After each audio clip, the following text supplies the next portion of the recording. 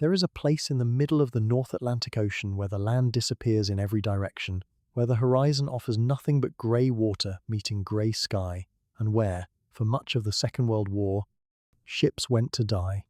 No beaches, no landmarks, no rescue within reach. Just cold so deep it could stop a man's heart within minutes of entering the water, swells tall enough to swallow a vessel whole, and somewhere beneath the surface, patient and invisible, the hunters waiting. The men who crossed this ocean during those years did not speak much about what it felt like. They were merchant sailors and naval ratings, engineers and stokers, gunners and cooks, ordinary men doing an extraordinary thing, day after day, voyage after voyage, knowing the odds and sailing anyway. They did not do it for glory. There was no glory in the North Atlantic. They did it because the alternative was unthinkable. Because on the far side of that water, a continent was holding on by its fingernails, and the only thing keeping it alive was the thin, fragile thread of ships. That thread nearly snapped. By the early months of 1943, the German submarine campaign against Allied shipping had reached a level of efficiency that bordered on the catastrophic. Hundreds of thousands of tons of supplies, fuel, food, weapons, steel, aircraft, ammunition were vanishing beneath the waves every single month. The men who ran the war from offices in London and Washington understood something they could not say publicly. If the losses continued at their current rate, the ability to build up Allied forces in Britain for any future offensive against occupied Europe would be fatally compromised. The war in the Atlantic was not a sideshow. It was the war. Everything else depended on it. And then came the spring of 1943, and a convoy designated ONS 5, 43 merchant ships, a handful of escort vessels, an ocean seething with more than 40 German submarines arranged specifically to destroy them. What followed over the course of days and nights in late April and early May of that year was one of the most ferocious convoy battles in the entire history of naval warfare, a battle fought in conditions of almost incomprehensible severity, through storms and fog and darkness, at the outer edge of human and mechanical endurance. And when it was over, something had changed. Not just the outcome of a single convoy battle, something deeper, something that would reverberate through the rest of the war. The German Navy called their submarines U-boats, and for much of the war, those U-boats had been winning. The Wolfpack Doctrine, the strategy of concentrating groups of submarines to overwhelm convoy escorts with simultaneous attacks from multiple directions, had proven devastatingly effective. Admiral Karl Dönitz, the architect of the campaign, ran his submarine war with a precision that Allied commanders found deeply troubling. He knew where the convoys were, he knew how to position his boats, and he had, by early 1943, more submarines at sea than at any previous point in the war. The month of March 1943 alone saw Allied losses that senior figures within the British Admiralty described in private as potentially unsustainable. The convoy system, the whole great mechanism of organised, escorted crossings that Britain had developed to protect its supply lines, appeared, for a brief and terrifying moment, to be failing. What turned it around was not a single invention or a single decision. It was a convergence, training and technology, intelligence and aggression. Weather of all things, and the kind of quiet, grinding human courage that rarely makes it into the history books. It was the arrival of aircraft with the range to finally close the gap in mid-ocean air cover. It was radar sets that could find a surface submarine in the dark. It was escort commanders who refused to be passive, who drove their ships toward the threat instead of away from it. And it was the specific, almost accidental chemistry of one convoy and one escort group in 1 week in the spring of 1943, when everything came together in a way that changed the course of the battle. The men who fought the battle for ONS 5 have never received the recognition given to those who fought at Midway or El Alamein or Stalingrad. Their battle has no single dramatic turning point, no famous last stand, no iconic photograph. It was a battle fought in darkness and fog, against an enemy mostly invisible, in conditions that made even the act of remaining afloat an achievement. The merchant sailors who died in those waters have no named graves. Many of them have no graves at all. They are part of the ocean now. And the naval crews who fought to protect them, who spent those days and nights at action stations running on no sleep and cold rations, prosecuting attack after attack against submarines they could barely see return to port quietly and then sailed out again. This documentary tells their story in full. We are going to take you through the entire history of Convoy ONS 5, from the strategic context of the Atlantic War to the assembly of the convoy, to the storms and the wolf packs and the long, terrible nights of battle, to the moment when Dönitz himself understood that something had gone irreversibly wrong. We will look at the battle from both sides, from the bridge of the escort commander's ship and from inside the U-boat headquarters where the silence of lost submarines told its own story. We will examine the technology and the tactics, the decisions and the accidents, the moments of individual human courage that shaped the outcome. And we will try to do justice to the men who were there not by dramatizing what they felt, but by understanding what they faced. If you are settling in for the night, you have found the right place. This is a long, carefully researched journey through one of the most consequential and least known naval battles of the Second World War. We tell it in full, without shortcuts, because the story deserves nothing less. If you find this kind of detailed, immersive history valuable, please take a moment to subscribe before we go further. It genuinely supports the work, and there is a great deal more like this to come. Pour yourself something warm, settle in. The North Atlantic in the spring of 1943 is waiting for you. The water is dark and very cold. Somewhere out there, in a line stretching across hundreds of miles of open ocean, the ships are forming up. The sailors are checking their equipment and trying not to think too hard about what lies ahead. The U-boat commanders are receiving their orders and adjusting their positions. And in the operations rooms in London and Berlin, the maps are covered in markers that represent men and ships and cargo, and the decisions being made at those maps will shape the outcome of the war. This is the entire history of Convoy ONS 5, the battle that broke the wolf packs. There is a place in the middle of the North Atlantic Ocean where the sky meets the water and nothing else exists. No land, no horizon you can trust. No reference point by which a man can orient himself against the immensity pressing in from every direction. The ocean here is not the blue expanse of travel posters or peacetime imagination. It is grey, green and black and perpetually restless, driven by winds that have gathered force across thousands of miles of open water before they meet a ship and attempt to destroy it. The waves do not simply rise and fall. They build into moving mountains, steep-sided and cold, cresting at heights that can swallow a vessel whole and leave no trace that it was ever there. This was the arena. This was the ground over which one of the most consequential campaigns in the history of modern warfare was fought not in a single day or a single season, but continuously, relentlessly, across more than 5 years of war. By the closing months of 1942, Britain was a nation held together by ships. The arithmetic was stark and unforgiving. An island nation of more than 40 million people, stripped by the demands of a total war economy, required an almost incomprehensible volume of imported material simply to survive. Food, oil, steel, aviation fuel, raw cotton, copper wire, high explosives, virtually every category of resource that sustained British civilian life and armed British military power had to cross the Atlantic. The numbers ran into millions of tons per month, carried in the holds of merchant vessels crewed by men who had signed no military oath and wore no uniform that any enemy was bound to respect.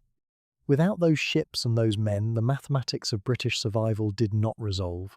The factories stopped, the bombers did not fly, the armies did not move. The island, in the bluntest strategic terms, starved. The convoy route between North America and the United Kingdom was therefore not merely an important line of communication. It was the jugular vein of the Allied war effort, and both sides understood it with complete clarity. Winston Churchill would later write that the U-boat menace was the only thing that genuinely frightened him during the war. Not the Blitz, not the fall of France, not the catastrophes in North Africa. It was the quiet, invisible arithmetic of tonnage sunk versus tonnage built that kept him awake at night. The Germans had grasped this vulnerability from the very first days of the conflict. Admiral Karl Dönitz had campaigned before the war even began, for a force of several hundred operational submarines, arguing that such a fleet could sever the Atlantic lifeline and bring Britain to its knees before American industrial power could be brought to bear. He never received those submarines in the numbers he wanted, but what he had, he used with devastating effect. The geography of the North Atlantic imposed its own brutal logic on both sides. The crossing from Halifax or New York to Liverpool or the Clyde measured roughly 3,000 miles, and for much of that distance, the ocean was simply beyond the reach of the aircraft that both sides recognized as the decisive weapon in anti-submarine warfare. Land-based patrol aircraft operating from Iceland in the east and Newfoundland or Greenland in the west could cover the outer margins of the crossing. But at the midpoint of the ocean, in a ragged ellipse of water that shifted with the seasons, there was a zone where no aircraft could reach. Air crews on patrol flying to the limits of their fuel and then turning for home could not bridge it. The mathematics of range, payload, and endurance simply did not add up to coverage. This zone acquired a name among Allied sailors and planners that carried all the weight its geography deserved. They called it the Black Pit. The Black Pit was not defined by any single set of coordinates. It was a moving gap in the protective umbrella that Allied air power might otherwise have cast over the convoy routes, shaped by the range limitations of available aircraft and the positions of available airfields. At its widest, in the terrible winter and spring of 1942 and 1943, it stretched for hundreds of miles in every direction. A convoy passing through it might spend 3 days or more inside that unprotected zone, moving at the agonizing pace of its slowest vessels, perhaps 8 or 9 knots on a good day, far less in heavy weather while below the surface and on it. German submarines gathered. For the men aboard those ships, entering the Black Pit was something they understood without needing to be told. The sky above went empty. The radio channels carried only the sounds of other ships talking to bases they could not reach, and the ocean around them held whatever it held. What it held, through much of 1942, was catastrophe. The German submarine campaign had already passed through several phases by this point. There had been the early war years of relative restraint and limited numbers, followed by the devastating period the U-boat crews called their first happy time, the hunting off the British coast in 1940 and 41. When escort numbers were few and tactics were still being learned in blood. Then came the second happy time, that terrible opening of 1942, when America, newly at war but slow to organize coastal convoys, provided an almost undefended killing ground along her own eastern seaboard. German submarines sank vessels within sight of the lights of Florida resort towns, while vacationers watched from the beach, barely comprehending what they were seeing. The toll in those months was staggering. Hundreds of ships, millions of tons of cargo, thousands of merchant lives. By the autumn of 1942, the Americans had hardened their coastal defenses and the U-boats shifted their primary effort back to the mid-ocean convoy routes, back to the Black Pit, where the conditions still favored the attacker. The Allied escort forces were growing in numbers, and they were learning. New technologies were entering service. Tactics were being refined through painful, costly experience, but the losses were still running at rates that Allied planners knew could not be sustained indefinitely. Across the full year of 1942, German submarines sank more than 6 million tons of Allied shipping. The shipyards on both sides of the Atlantic were building new vessels as fast as industrial capacity allowed, but for much of that year the math remained deeply unfavourable. Ships were going to the bottom faster than they could be replaced, and each ship carried its crew and its cargo and its irreplaceable trained officers down with it. The human cost accumulated in ways that statistics struggle to capture. The merchant marine had no formal military protection, no government promise of compensation for injury or death that matched even the modest provisions available to uniformed servicemen. A merchant sailor torpedoed in the North Atlantic in the middle of winter entered water so cold that survival was measured in minutes rather than hours. If a lifeboat was successfully launched, which was by no means guaranteed when a ship went down in seconds, those in it still faced the savage exposure of open water in a North Atlantic gale. Rescue ships could not always stop in U-boat-threatened waters. Convoys sometimes had to press on past survivors in the water while the battle continued around them. The men who made this crossing, voyage after voyage, did so with full knowledge of what the sea and the enemy could do to them. That knowledge and that continuation defined a particular kind of courage that their century did not celebrate as loudly as it deserved. The escort forces, the Royal Navy corvettes and destroyers and frigates that screened the convoys against submarine attack, faced their own version of the same ordeal. A Flower-class corvette, the workingman's vessel of the escort fleet, was originally designed for coastal patrol work, not extended ocean service. These small, rolling, violently uncomfortable ships were taken to the deep Atlantic and kept there for weeks at a time, their crews existing in conditions of cold, damp, sleep deprivation, and constant tension that eroded even the most resilient men. The corvette rolled in a seaway with a motion that defeated the stomach of almost everyone aboard until they had served in one long enough to develop a grim tolerance for it. Bunks were wet. The galley could not always function in heavy weather. Hot food became a luxury. Sleep came in fragments between watches and action stations. And still those ships went out, voyage after voyage, into the same ocean that was trying to kill everyone on both sides of the contest. Through the winter of 1942 into 1943, the Battle of the Atlantic ground forward with a relentless, almost mechanical brutality. Neither side could afford to pause. The Germans could not allow the convoy system to function unmolested without conceding the strategic purpose of their entire submarine fleet. The Allies could not allow the convoy system to fail without conceding the war itself.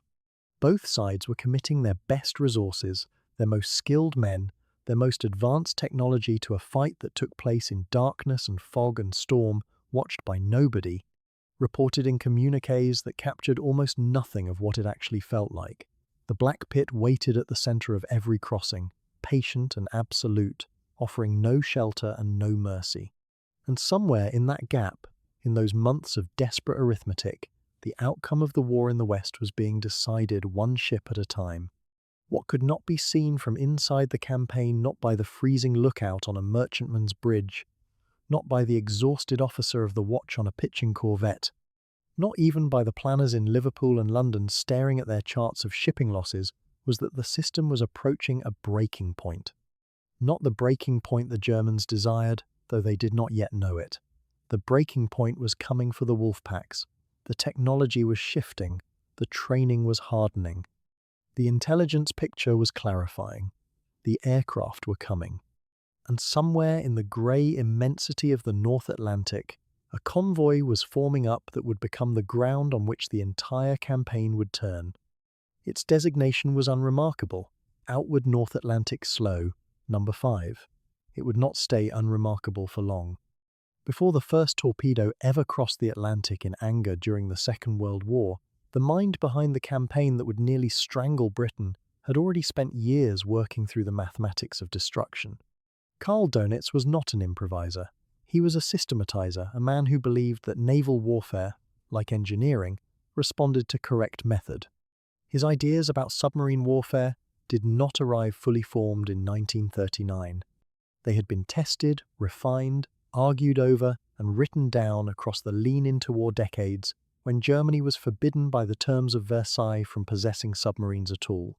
That prohibition had not stopped him thinking.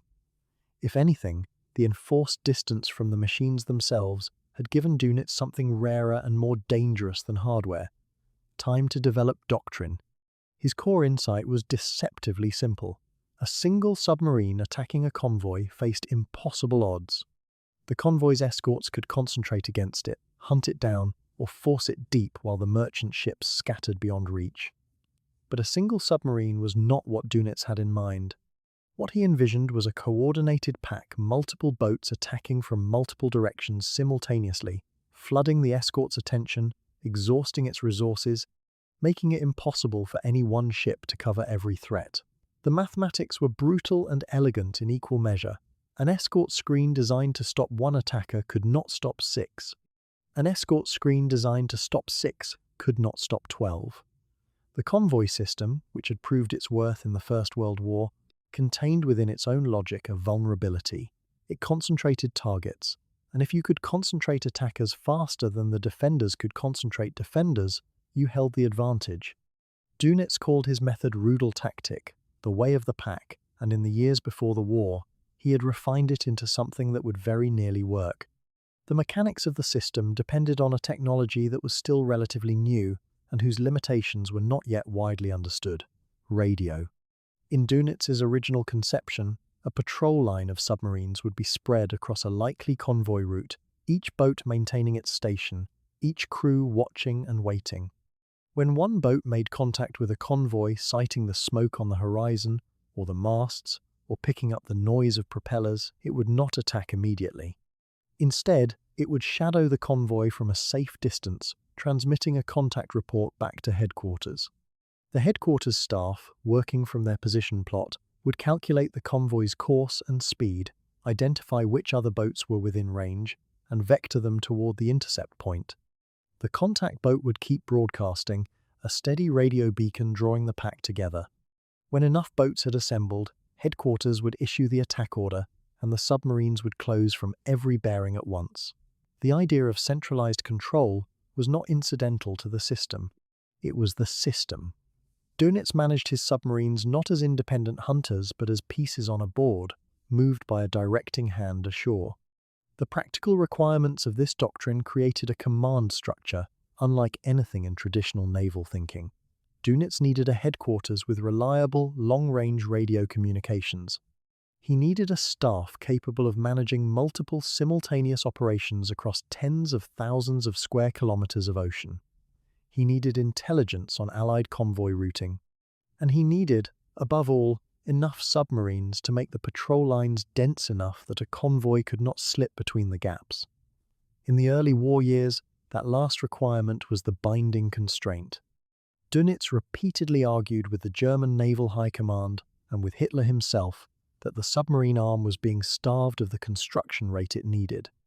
He believed that 200 to 300 operational submarines at sea simultaneously would be sufficient to win the Battle of the Atlantic outright. For much of 1940 and 1941, he was operating with a fraction of that number, and yet the system still worked well enough to inflict enormous damage. What it might have achieved at full strength was something Allied planners preferred not to calculate. The command centers from which Dönitz ran his campaign shifted with the fortunes and geography of the war. The fall of France in the summer of 1940 transformed the strategic picture almost overnight. Suddenly, German submarines had access to bases on the Bay of Biscay, Lorient, Brest, Saint-Nazaire, La Pallice, cutting thousands of kilometers off the voyage to the convoy routes. Where a U-boat operating from German ports had spent much of its patrol time simply transiting to and from the operational area, a boat based at Lorient could reach the Atlantic convoy lanes quickly and spend the bulk of its time hunting. The French Atlantic bases gave the campaign a reach and a tempo it had not previously possessed. Dönitz himself initially operated from a headquarters in Paris, coordinating the Western campaign before the administrative and communications center of gravity shifted to the Atlantic coast. The bunkers and command facilities that grew up around these bases were formidable, reinforced against air attack, equipped with the communications hardware that the Rudeltaktik required, staffed by a growing corps of specialists who tracked convoy positions, submarine states, fuel levels, and torpedo loads across a vast and constantly shifting operational picture. The intelligence dimension of Dönitz's system deserves particular attention because it was the fuel that the machine ran on. The Germans had built a dedicated naval signals intelligence organization known as the B-Dienst, whose cryptanalysts had made serious inroads into Allied naval cipher systems by the early war years. At various points in the campaign, the B-Dienst was reading Allied convoy routing signals with enough accuracy and speed to provide Dönitz's staff with the information they needed to position their patrol lines ahead of the convoy's paths. This was not perfect intelligence. The time lag between the interception of a signal and its decryption and transmission to operational headquarters meant that the picture was always slightly behind reality, but it was frequently good enough. When B-Dienst intelligence was flowing well, Dunitz's patrol lines could be placed with a precision that seemed, to the Allied officers watching convoy after convoy run into waiting submarines, almost supernatural. They were not yet able to explain how the Germans knew what they knew, and the not knowing was its own form of terror. The tactical preference within the Rudel tactics system was for night surface attacks. This was a considered and well-reasoned choice. A submarine on the surface at night was a very difficult target for a convoy escort equipped only with the technology of the early war period. The ASDIC sonar systems fitted to British and Commonwealth escorts were designed to detect submerged submarines, not surfaced ones. A U-boat running on the surface was essentially invisible to ASDIC. It was also fast, far faster than a submerged boat, and its low profile made visual detection from a merchant ship's deck extremely difficult in the darkness and the Atlantic swell. Dunitz's commanders were trained to approach from the convoy's flanks or from ahead, slipping between or around the escort screen, firing their torpedoes, and withdrawing on the surface before the escorts could react. The ideal was a clean attack and a clean escape, with the convoy left in chaos and the escort chasing phantoms in the dark while other boats moved in to press the advantage. When it worked with terrible efficiency. Through 1941 and into 1942, it worked often enough to sustain the campaign's momentum. The Allied escort forces were learning painfully and at great cost, but the rate of learning was not yet fast enough to close the gap. British and Canadian escort commanders were frequently operating with mixed groups that had not trained together, aboard ships that were mechanically stretched, with equipment that was never quite adequate to the task. The convoy cycles were relentless. There was no time to rest a group, no time to replace worn parts or worn men. Gretton and commanders like him were pushing their ships and their people to limits that would have seemed extraordinary in peacetime, and the enemy they were fighting had the double advantage of a coherent doctrine and the initiative. The Wolfpack chose when and where to attack. The escorts could only respond. What made the system so difficult to crack was not any single element, but the combination of them all working together. Remove the centralized radio control and you had independent submarines, easily handled one at a time. Remove the B-Dienst intelligence and the patrol lines were guesswork. Remove the night surface tactics and the U-boats were vulnerable to the escort's sonar the moment they dived. But as the system actually functioned, with all its components in harmony, it created a problem that was genuinely novel. The Allied response had to be equally comprehensive, not just better radar, not just more escorts, not just better sonar, but all of those things simultaneously, combined with improved doctrine, better training, and fundamentally different thinking about how to fight this kind of war. That response was coming. The institutions and the minds behind it were already at work. But through the worst months of 1942 and into the catastrophic opening of 1943, it had not yet arrived in time. Dönitz himself was a man acutely conscious of the race he was running. He understood better than most of his contemporaries in the German Naval Command that the window of opportunity was not permanent. The Americans had entered the war after the attack on Pearl Harbor in December of 1941, and with American industrial capacity now fully committed to the Allied cause, the balance of shipbuilding and technology development would eventually tip against the submarines. For a period in early 1942, the German boats had enjoyed devastating success against unescorted American coastal shipping, a campaign so lethal it was known to the U-boat men with grim humor as the second happy time. But that could not last. The Americans would learn, as the British had learned. Every passing month brought new Allied countermeasures. Dönitz's strategy was always implicitly a race against time to sink enough shipping, fast enough, to force a political decision before the industrial and technological tide turned. It was in that racing urgency that the Rudel tactic reached its fullest and most aggressive expression in the spring of 1943. More submarines were at sea than at any previous point in the campaign. The patrol lines stretched across the North Atlantic in dense, overlapping formations. The B-Dienst was tracking Allied convoys with what seemed at the time like devastating accuracy. The crews, though tired, were still fighting. and the mid-ocean air gap, that vast dark corridor of ocean beyond the reach of land-based aircraft, remained the killing ground where the wolf packs could operate without the one adversary they truly feared, the aircraft that could see them before they could see it. It was into this environment, shaped and sharpened over years of Donitz's relentless thinking and planning, that Convoy ONS 5 would sail in the final days of April 1943. The machine that waited for it was the most formidable instrument of naval warfare the Germans had yet assembled. What neither the machine nor the man directing it had yet understood was that the answers to every question it posed were almost ready. There is a particular kind of cold that belongs only to the North Atlantic in winter. It is not the cold of a frost-covered morning or a bitter city street. It is something older and more indifferent than that, a cold that comes off water that has travelled thousands of miles, carrying with it the dark weight of depth and distance. The men who sailed those waters in the early 1940s knew it in their bones, in the salt-cracked skin of their hands, in the way sleep became something you chased rather than something that came naturally. They were not soldiers in the conventional sense. They carried no rifles, they wore no helmets into battle. Most of them had simply answered a calling that was older than any nation, the calling of the sea, and found themselves, almost without ceremony, at the centre of a war that would determine whether the lights stayed on in Britain at all. The merchant fleet that sustained Britain through those years was vast, unglamorous, and mostly invisible to the public imagination. Its crews were drawn from every corner of the maritime world. British, Canadian, Norwegian, Dutch, Greek, Indian, Caribbean. Some were experienced deep-water sailors who had spent decades at sea before the war began. Others were young men barely past their teens, signed on in port cities like Liverpool or Glasgow or Halifax, drawn by wages that were considered reasonable until you weighed them against the odds of surviving a return crossing.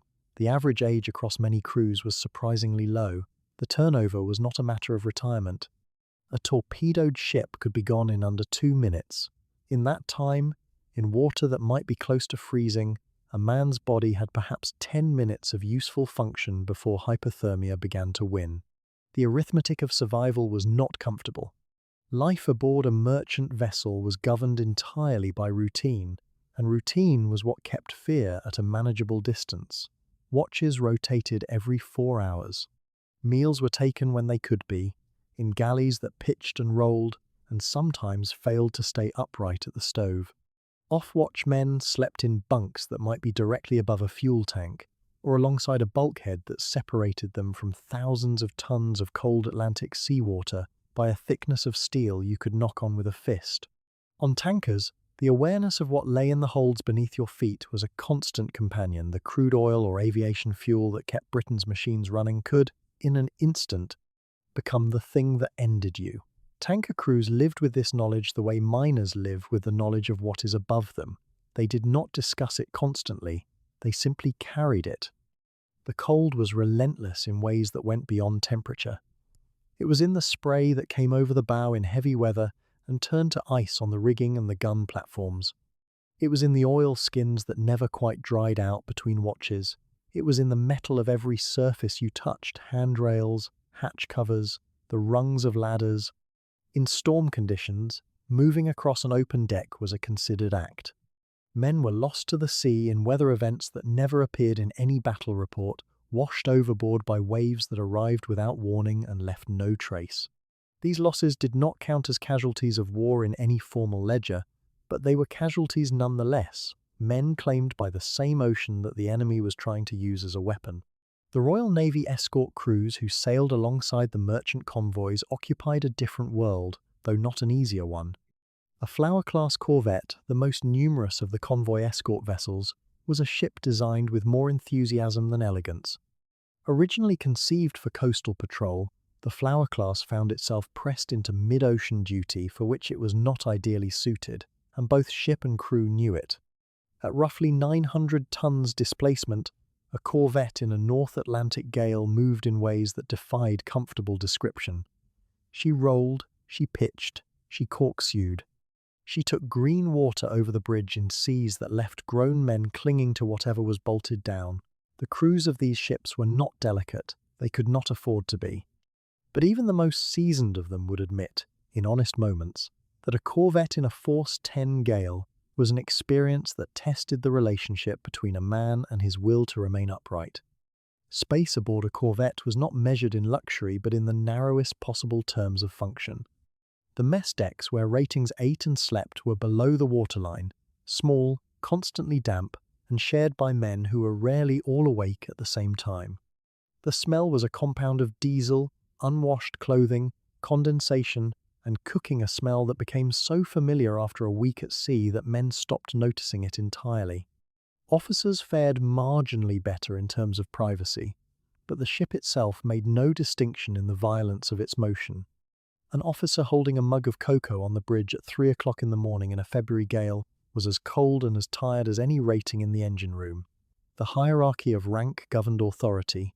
It did not govern discomfort. What the escort crews carried, that the merchant sailors did not carry in quite the same way, was the weight of responsibility for lives beyond their own. A corvette commander, or the officer of the watch in his absence, looked out across a darkness that might conceal 40 or 50 merchant ships full of men who had no weapons, limited speed, and no ability to fight back against a submarine. The escort's job was to stand between those ships and whatever was hunting them. In the early years of the war, when the tools were inadequate and the doctrine was still being written in the blood of mistakes, this responsibility was carried without any guarantee of success. You did what you could, you prosecuted what contacts you found, and when a ship in the convoy exploded in the darkness despite everything you had done, you noted it and continued. The grief was real, but it had to be deferred. Both communities, the merchant sailors and the escort crews, shared a culture that was, in the deepest sense, about endurance without exhibition. Neither service was inclined toward the public articulation of suffering.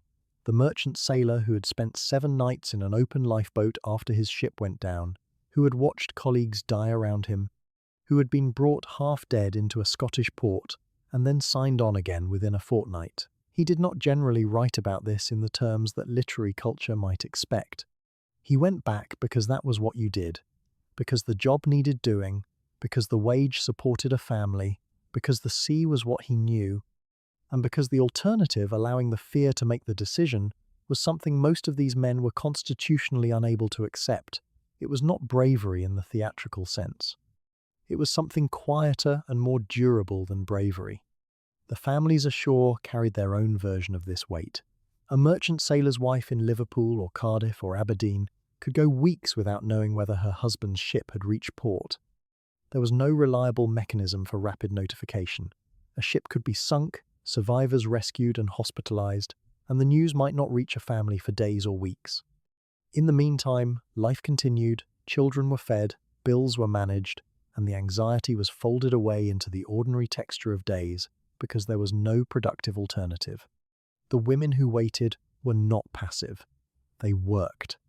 They managed households and kept children in school and kept the knowledge of uncertainty from becoming paralysis. Their endurance was part of the same fabric as the endurance at sea.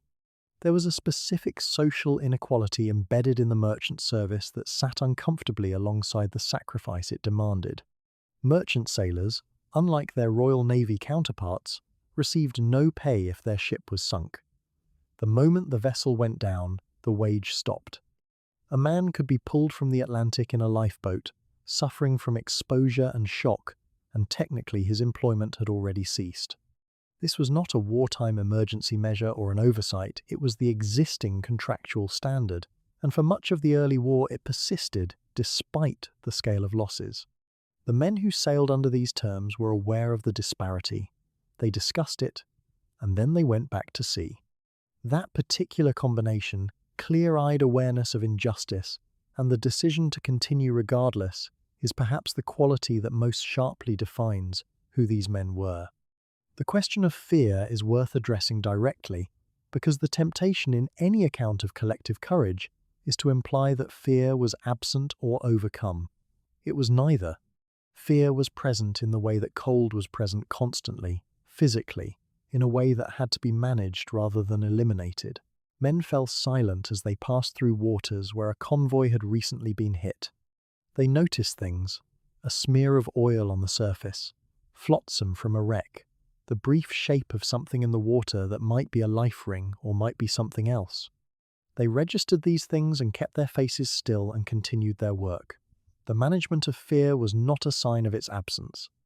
It was a skill, like any other, that these men developed and maintained across months and years of crossing a body of water that was actively trying to kill them from below. What was personally at stake for these thousands of men was everything that the word home has ever meant: a wife, children growing up without quite enough of their father's presence, a street in a city that still stood, a country that was still capable of continuing. They crossed the Atlantic with cargoes of oil and grain and steel and ammunition because without those cargoes, none of those things could continue to exist in the form they had known. They did not need to understand the strategic picture fully, the tonnage calculations, the import deficit, the caloric requirements of a besieged nation to understand that the crossing mattered. They felt it in the weight of what they carried, in the seriousness with which every convoy departure was conducted, in the faces of the men on the dock who watched them go. The North Atlantic in 1943 was a place where the abstract mathematics of industrial war became intensely, irreversibly personal. And the men who sailed it, merchant and naval, officer and rating, young and not so young, carried that understanding with them into every watch, and every night, and every mile of dark water that lay between them and the other side. By the early weeks of 1943, the men who ran the Battle of the Atlantic from their operations rooms and map tables had grown accustomed to bad news. Shipping losses through 1942 had already been grievous, a long, grinding hemorrhage of tonnage that had tested Allied resolve to its edges. Tankers and freighters had gone down in the Caribbean, in the Gulf of Mexico, along the American eastern seaboard during the disastrous months when the United States Navy had not yet learned the lesson of the convoy system. But those losses, as severe as they were, had been spread across vast oceanic distances. What came in March of 1943 was different. It was concentrated, it was ferocious, and it fell like a hammer blow on the one piece of Atlantic geography that the Allies could not afford to lose: the mid-ocean convoy routes running between North America and the British Isles. For the first time in the war, senior officers who understood the strategic arithmetic of tonnage and time began to ask a question they had never expected to ask seriously. What if the convoy system itself could no longer be made to work? The month did not begin catastrophically. The early weeks brought the usual grim calculus of ships sunk and escorts strained, but nothing that suggested the scale of what was about to unfold. What changed in mid-March was the convergence of two large, slow convoys, HX-229 and SC-122, into the same stretch of the North Atlantic at roughly the same time, and the simultaneous deployment by Admiral Dönitz of an exceptionally large concentration of U-boats to intercept them. SC-122 was a slow convoy, as its designation implied: a long column of heavily laden freighters grinding westward to east at the pace of the slowest ship in the formation. HX-229 was a faster Halifax convoy, following a more southerly track but ultimately converging on the same mid-ocean space. Neither convoy was poorly handled. Neither escort commander was incompetent. What they faced was simply a weight of attack that the defences of that period could not absorb. The German Naval Signals Intelligence Service, B-Dienst, had for months been reading a significant proportion of Allied convoy cipher traffic, and in mid-March it was providing U-boat headquarters with routing information precise enough to position patrol lines with lethal accuracy. The convoy ciphers had not been fully compromised in every transmission, but enough decrypted material was flowing through the German system to give Dönitz's operations staff a working picture of where the convoys were going and approximately when they would arrive in given sea areas. It was an intelligence advantage that the Allies did not yet fully appreciate, and it meant that the Wolfpack groups gathering in the mid-ocean were not hunting blind, they were being steered. The Black Pit, that vast stretch of ocean beyond the reach of land-based aircraft from either Britain or North America, offered the submarines a theatre of operations where they could work at their deadliest on the surface at night, largely unmolested from the air. What followed across several days in the middle of March 1943 became the worst single convoy disaster of the entire Atlantic War. The U-boats found both convoys in conditions that favored the attackers' rough weather, that hampered the escort's sonar, limited visibility that concealed surface submarines from watch-keeping eyes, and the simple arithmetic of numbers that overwhelmed the defending screen. More than 40 U-boats were directed against the combined convoy streams. The escorts, destroyers, corvettes, and cutters, spread thin across two convoy formations, operating in proximity, found themselves unable to be everywhere at once. When a submarine pressed an attack on one quarter of the screen, another found an opening on the opposite side. Ships were hit at night, hit at dusk, hit in the grey half-light of North Atlantic mornings. The sea, as it always did in this theatre, swallowed the evidence with terrible efficiency. More than 20 merchant ships were lost across the two convoys within the space of roughly a week. The number alone demands a moment of comprehension. Each of those vessels represented not merely tonnage, not merely the abstract strategic arithmetic of steel and cargo, but crews of men. The majority of them, civilians by any honest accounting, who had signed aboard knowing the danger and who now found themselves in water that would kill an unprotected man in minutes. Some were rescued, many were not. The cargoes lost included food, ammunition, aviation fuel, vehicles, and the 10,000 categories of material on which a nation fighting a global war depends absolutely. Each ship that went down represented months of construction, months of organization, and lives that could not be replaced on any schedule that matched the rate of loss. In London, at the Admiralty, and at Western Approaches Command in Liverpool, the reports came in with a mechanical regularity that made them no easier to absorb. The officers who read them had seen bad months before, but the concentration of loss in this particular week, the visible evidence that two escorted convoys had been savaged simultaneously in broad mid-ocean, forced a reckoning that went beyond operational disappointment. A small number of senior figures, including members of the Admiralty's own staff, began committing to paper thoughts that would have been unthinkable a year earlier. The convoy system, those papers suggested, might no longer be capable of protecting shipping at an acceptable rate of loss. The question being raised was not whether individual convoys might be destroyed that had always been a possibility, but whether the system as a whole could continue to function as the foundation of Atlantic strategy. It was, by any measure, the closest the German submarine campaign ever came to breaking the strategic resolve of the men running the Allied war at sea. The psychological weight of Black March was not limited to the men in the operations rooms. Word filtered through the services imprecisely, incompletely, as it always did that something had gone badly wrong in the mid-ocean. Merchant sailors preparing for their next sailing understood the North Atlantic's danger with a directness that no briefing document could improve upon. Every man who had watched a ship go down or survived a torpedoing carried that knowledge in his body. The spring of 1943, in the ports of Liverpool, Halifax, and New York, was a season of quiet dread, the particular dread of men who intend to sail regardless of what they know. The escort crews felt it too. The corvettes and destroyers that had been unable to prevent the March losses returned to port not in defeat exactly, but with the knowledge that they had fought hard and still watched ships die around them.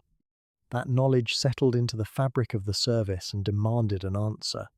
What made the crisis of March so acute was not simply the losses themselves, but their timing and their implications for the wider war. 1943 was the year in which the Allies intended to build the material foundation for an eventual return to northwest Europe. The convoys crossing the Atlantic were carrying not only food and fuel for a beleaguered Britain, but the accumulated weight of American industrial production, the tanks, the aircraft, the ammunition, the rolling stock that any future offensive operation would require. Every ship sunk in mid-ocean was a subtraction from that accumulating ledger. If the loss rate of March could be sustained through April, May, and into summer, the material arithmetic of the war shifted in Germany's favour in ways that no land campaign could easily correct. The men at the top of the Allied command structure understood this with perfect clarity, and it gave the crisis of Black March a strategic dimension that went far beyond anything happening on any front on land. It was also, though this was not yet apparent to the men living through it, a crisis that arrived at precisely the moment when the tools to answer it were nearly ready. The very long-range liberators that could close the mid-ocean air gap existed, though not yet in the numbers needed, and not yet allocated to the Atlantic in the quantities that the crisis demanded. The support groups dedicated anti-submarine hunting forces that could be sent to reinforce threatened convoys without leaving them unescorted were in formation, though not yet fully worked up. The radar technology that would allow escorts to find surface submarines at night was improving week by week.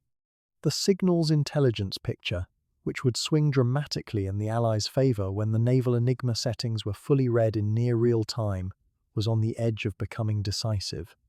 In a genuine sense, Black March was a catastrophe that arrived one season too late for Germany and one season too early for the Allies to prevent it. Had the Wolfpacks been able to sustain the march rate of destruction for another 3 or 4 months, the answer to the questions being asked in London might have been a different one.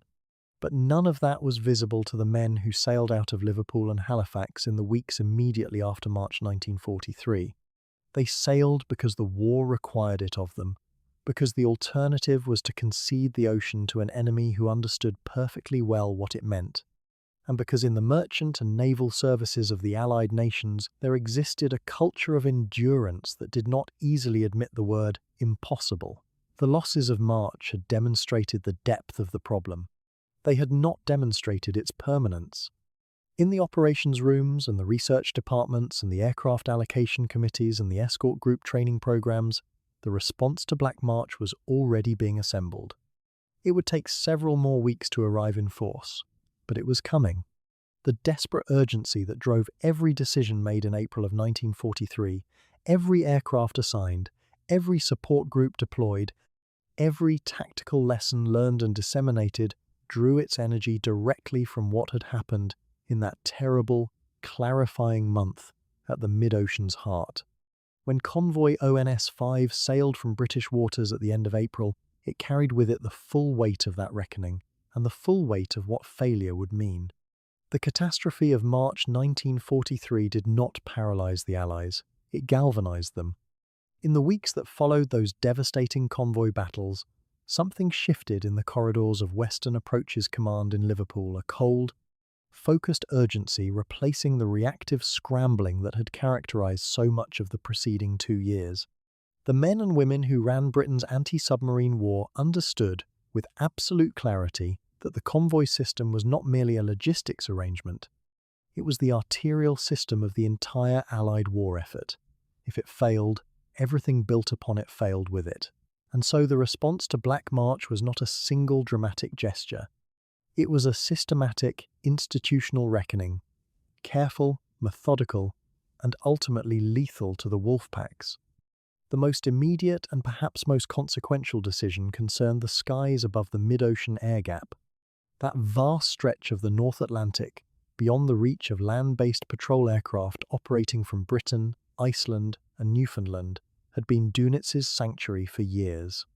Convoys crossing that void did so naked from above, and U-boat commanders knew it. The aircraft that could have closed the gap, the consolidated B-24 Liberator, modified into a very long-range patrol variant, by stripping out non-essential equipment and fitting additional fuel tanks, existed in sufficient numbers, but had been jealously contested between Bomber Command, the demands of the Pacific Theatre, and the anti-submarine mission. The argument over those aircraft had been running since 1941. After March 1943, the argument was finally settled. Additional, very long-range Liberators were committed to Coastal Command and to the Royal Canadian Air Force squadrons operating from Newfoundland.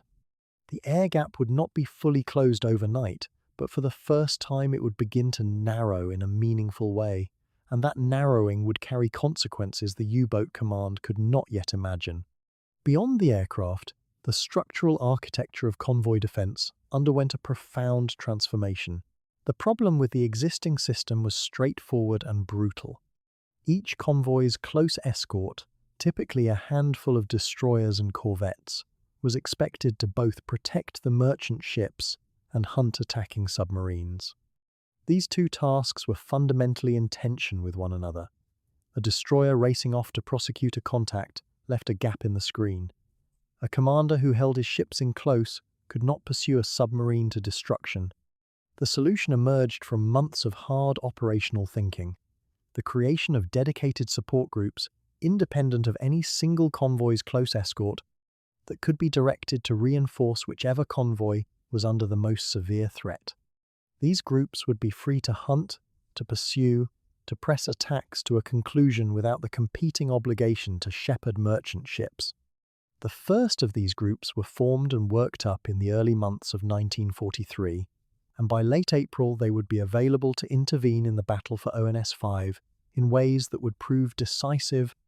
The intelligence picture was also, quietly and painstakingly, improving.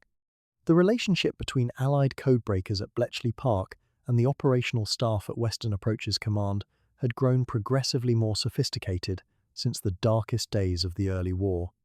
When the German naval Enigma cipher had been blacked out for much of 1942, the Allies had navigated in something close to darkness. By the spring of 1943, the flow of intelligence was better, though never perfectly reliable, never instant, and always shadowed by the terrifying possibility of compromise. The operational research teams who worked alongside Western Approaches Command had learned to combine signals intelligence with other sources, sighting reports, direction-finding fixes, patrol analysis into a probabilistic picture of where U-boat patrol lines were forming. This was not omniscience. It was something more modest and more useful: the systematic reduction of uncertainty, the gradual replacement of guesswork with informed judgment. High-frequency direction finding, known to those who worked with it as Huffduff, had by this period become one of the most quietly powerful tools in the Allied arsenal, and it operated in a domain that Dunitz's doctrine had fatally underestimated. The Wolfpack system depended on radio communication. U-boats transmitted position reports, contact signals, and command instructions in a constant flow of transmissions that tied the entire operation together. Each transmission, however brief, produced a radio frequency emission that could be triangulated. Shore-based Huffduff stations had been in operation for some time, providing fixes on U-boat positions that fed into the broader intelligence mosaic. But the critical development was the fitting of Huffduff receivers to escort vessels themselves, allowing commanders at sea to take instantaneous bearings on transmitting submarines in their immediate vicinity.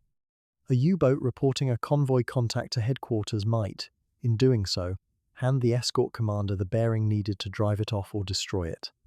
The radio discipline that the Wolfpack system required was simultaneously its greatest vulnerability. Radar was the other technological arm of the Allied recovery, and its development had followed a path from the crude and unreliable to the genuinely formidable.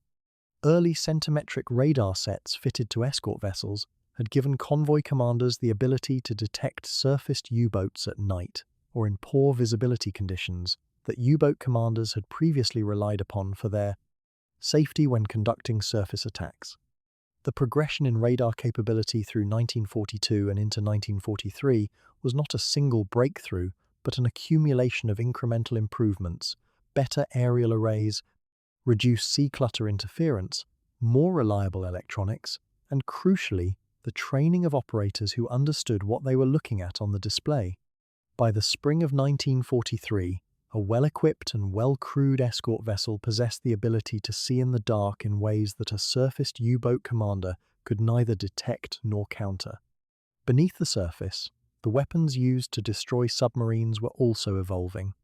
The conventional pattern of depth charges dropped from a vessel's stern had an inherent tactical weakness that submariners had learned to exploit. The attacking ship had to pass over the estimated position of the submarine before releasing its charges, giving a diving boat a window of time in which it could maneuver clear of the pattern. The Hedgehog, a head-throwing mortar, addressed this problem directly. Mounted in the bows of escort vessels, it fired a pattern of contact-fused projectiles forward of the ship's track, allowing an attack to be delivered while the vessel's sonar contact remained solid, the submarine still visible to the operator at the moment the weapons entered the water.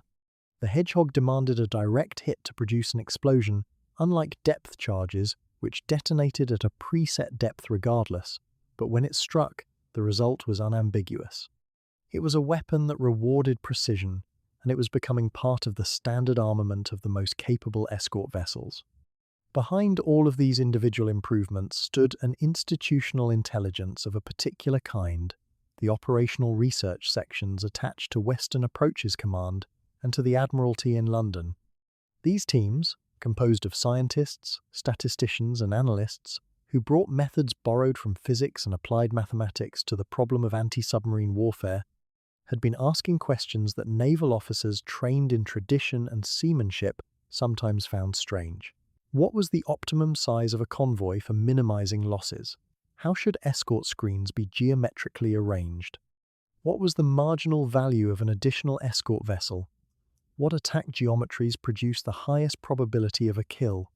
The answers they produced were counterintuitive. In places larger convoys, it turned out, were proportionally safer than smaller ones, because the perimeter to be defended grew far more slowly than the number of ships protected within it. These findings had been feeding slowly into doctrine and practice, and by the spring of 1943, their influence was embedded in the way Western Approaches Command thought about the problem it faced. Commander-in-Chief Western Approaches, Admiral Sir Max Houghton, who had taken command in the autumn of 1942, brought to this institutional effort a particular quality of mind.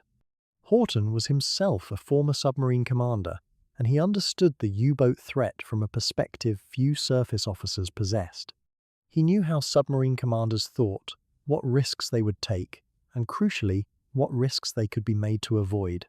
His approach to the command was characterized by the same cold, systematic energy that defined the broader Allied response to the March crisis. He drove his escort commanders hard, insisting on aggressive prosecution of contacts rather than cautious screening, pushing for constant tactical exercises and training, and using the operational research teams to validate or challenge the instincts of officers who had been at sea continuously and were too exhausted to examine their own assumptions. The relationship between Houghton's headquarters and the escort groups that sailed from Liverpool and the Clyde was not merely administrative. It was an ongoing, active process of learning conducted in real time, with the North Atlantic itself as the testing ground. What the spring of 1943 represented then was a convergence, not a single weapon or a single decision, but the simultaneous maturation of multiple strands of Allied capability that had been developing unevenly and under enormous strain across the preceding years. Very long-range aircraft, support groups, Huff Duff, centimetric radar, the Hedgehog, improved intelligence fusion, rigorous operational analysis, and a command culture increasingly committed to aggressive action rather than passive defense. All of these were becoming available at the same moment, and all of them were about to be tested against a U-boat force still flying high on the confidence of March. The Germans were assembling their largest Wolfpack concentrations of the war.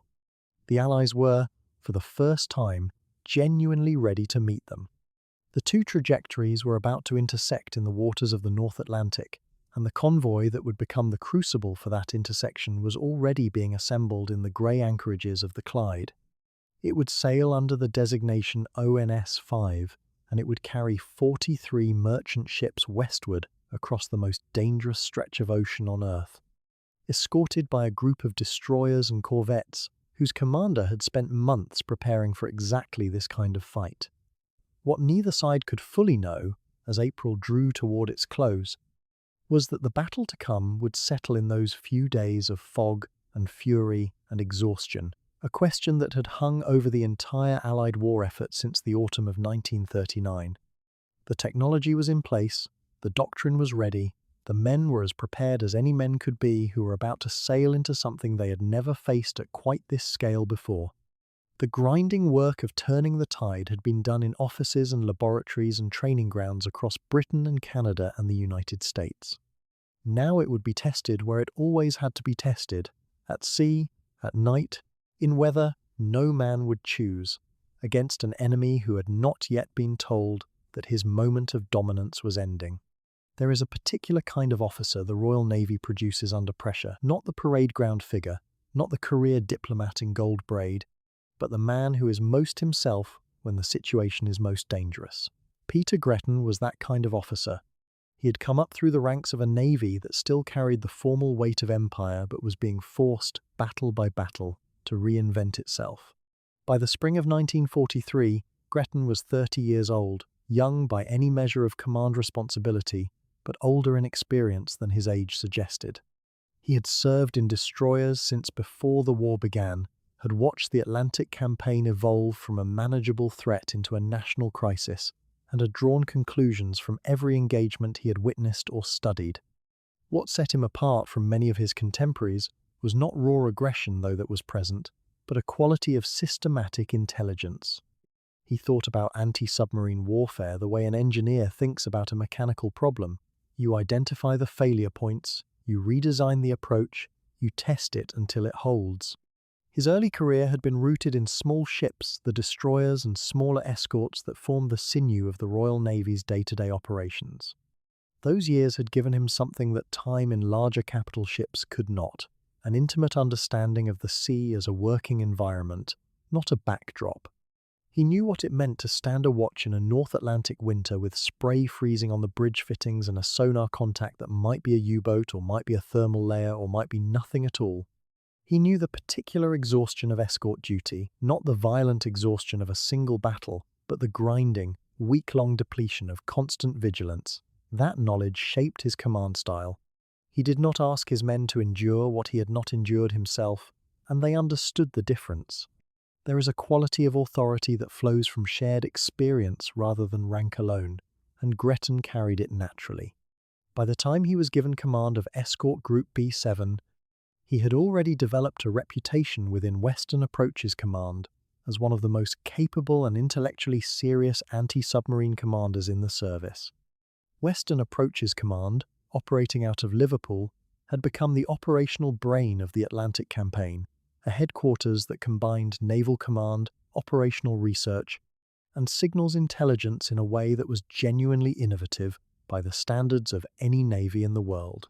Gretton fitted that environment well. He engaged with the operational researchers who were working to improve convoy tactics. He read the post-action analyses from other escort groups with the attention another man might give to a technical manual. He was, in the fullest sense, a student of the campaign he had been assigned to win. Escort Group B7 was a mixed force, and in 1943, mixed meant genuinely varied in capability, age, and temperament. At its heart were the destroyers that gave the group its speed and hitting power. Gretton's own ship, HMS Duncan, was a D-class destroyer, a vessel old enough to have been designed in a different era of naval warfare but well-maintained and capable. Alongside her, the group included the frigate Tay, which would play a role in the coming battle that no one fully anticipated in the weeks before sailing.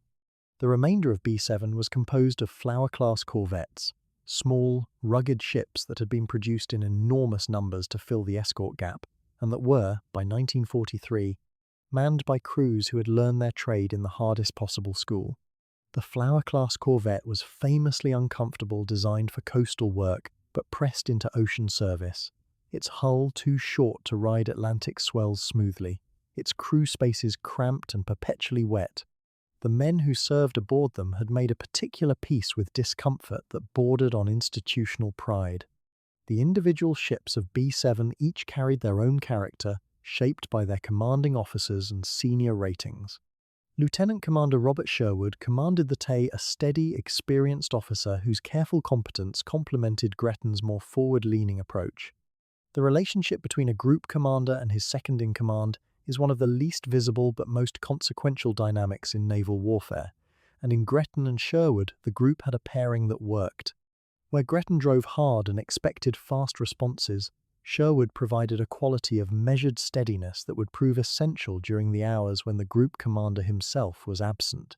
The corvette commanders were a varied group, some regular Navy, some Royal Naval Reserve officers who had come from the Merchant Navy and brought with them a particular knowledge of the ocean and the ships that sailed it. That combination of backgrounds was, by 1943, one of the quiet strengths of the escort service. Training within B7 had been conducted with the kind of seriousness that reflects a group that knows its survival depends on coherence rather than individual heroism. Anti-submarine warfare in the convoy role is irreducibly a team exercise. A single escort cannot be everywhere at once. The U-boats understood this and exploited it wherever they could. What Gretton drilled into his group was the discipline of mutual support, the understanding that when one ship was prosecuting a contact, the others needed to maintain the screen without being drawn into individual engagements that would leave gaps. This sounds straightforward, and in calm water with time to think, it is. At night, in a North Atlantic storm, with multiple contacts developing simultaneously and radio traffic competing with the noise of breaking seas, the discipline required to hold that doctrine is something that has to be built over weeks of practice until it becomes instinct. The tactical tools available to B-7 by the spring of 1943 represented a genuine step forward from the capabilities of even 12 months earlier. High-frequency direction. Finding the ability to take a bearing on a U-boat's radio transmission and locate it on the surface had become standard equipment across the group, and Gretton had ensured his officers understood how to exploit it aggressively. Where an earlier generation of escort commanders might use a direction-finding fix to alert the convoy and steer away, Gretton's doctrine was to turn toward the fix, force the U-boat down, and keep it down. Depth charges remained the primary weapon of close attack, but the group was also working up with more sophisticated approaches. The overall tactical picture was one of a group that had moved beyond simple reaction and was beginning to think about anti-submarine warfare in genuinely offensive terms. Alongside the technology, the human factor within B-7 was in better condition than it had been at any point in the group's history. The crews were experienced without being burned out, a balance that was harder to maintain than it sounds, because the Atlantic campaign consumed men steadily and indiscriminately. The escort service had developed its own culture by 1943, a culture defined by dark humor, by pride in small ship service, by a shared disdain for comfort that had long since curdled into something closer to identity. On the corvettes in particular, the distinction between officers and ratings was softer than it might have been on larger vessels, not because discipline was loose, but because the circumstances of small ship life made the pretense of formality difficult to sustain when you were sharing the same 20 square feet of bridge in a force 10 gale. That intimacy had its advantages. It meant problems surfaced quickly.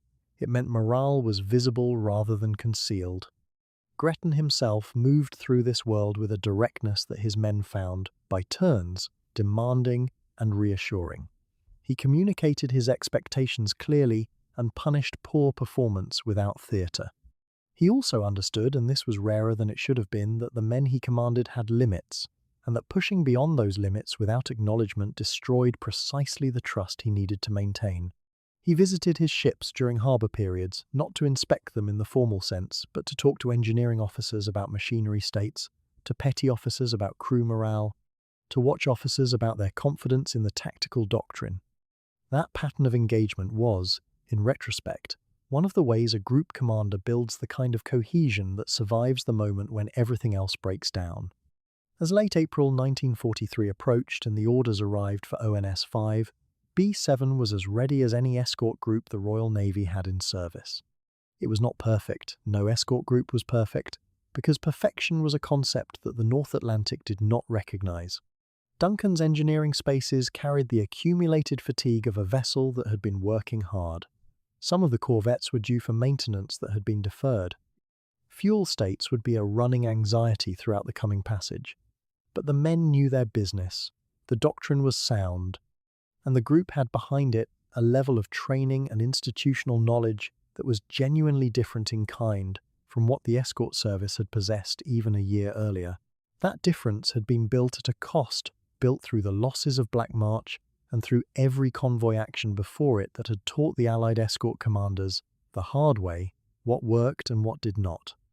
There is a quality to preparations for a departure that experienced sailors recognize a particular compression of focus as the mooring lines are coiled and the harbour pilot steps ashore for the last time. The officers of B-7 knew, as clearly as statistics could tell them, that they were sailing into the most dangerous stretch of ocean in the world at the most dangerous moment of the campaign.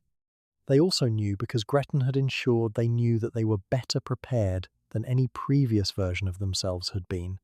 Whether that would be enough remained, as it always does before contact with the enemy, entirely uncertain. The convoy was assembling at the Clyde and at Liverpool. 43 merchant ships, laden, slow, and irreplaceable, were waiting for the escort that would stand between them and everything that the wolf packs could bring to bear.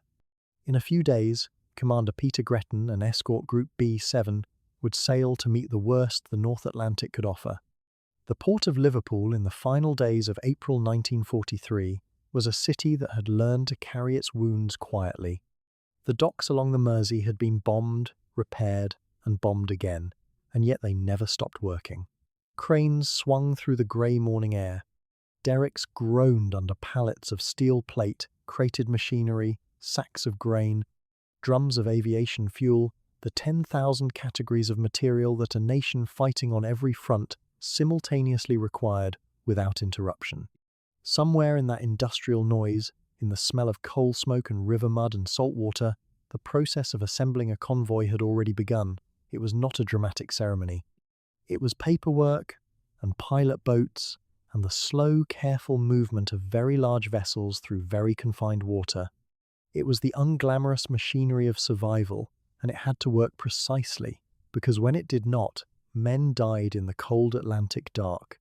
The convoy designated ONS 5, the letters standing for Outward North Atlantic Slow, indicating a westbound passage carrying vessels largely in ballast or with general cargo, proceeding at the speed of the slowest ship, began gathering its component vessels from Liverpool and from anchorages in the Firth of Clyde in the last week of April. 43 merchant ships would ultimately form the body of the convoy. They came from multiple nations and multiple shipping companies, and they were not a matched set. Some were modern vessels, purpose-built for the Atlantic trade, with relatively reliable engines and experienced crews. Others were older, slower, and tired ships that had been working these waters since before the war began, ships whose machinery required constant attention and whose best speed in a calm sea represented a genuine effort. A few were frankly ancient by the standards of the trade. What they shared was their necessity. Every one of them was needed. Every ton of cargo capacity they represented was irreplaceable in the arithmetic of the Allied war effort. The convoy commodore, the officer who would hold authority over the merchant fleet itself and be responsible for its formation, signalling, and general order throughout the crossing, sailed aboard one of those 43 ships, a designated commodore's vessel, usually a larger and reasonably modern freighter fitted with additional communications equipment. The commodore's role was one of the stranger offices in the wartime maritime world. He was a naval officer, typically a retired admiral or senior captain recalled to service, but his authority over the merchant captains under him was always partly persuasive rather than purely command. Merchant masters were proud men, each the legal master of his own vessel, and they did not always accept direction with the meekness of naval ratings. Getting 43 of them to hold station in a prescribed formation, maintain blackout discipline, keep their smoke emissions down, and respond promptly to signals in peace, this would have been a significant administrative exercise. In wartime, in the North Atlantic, in deteriorating weather, it was a daily contest of will and seamanship.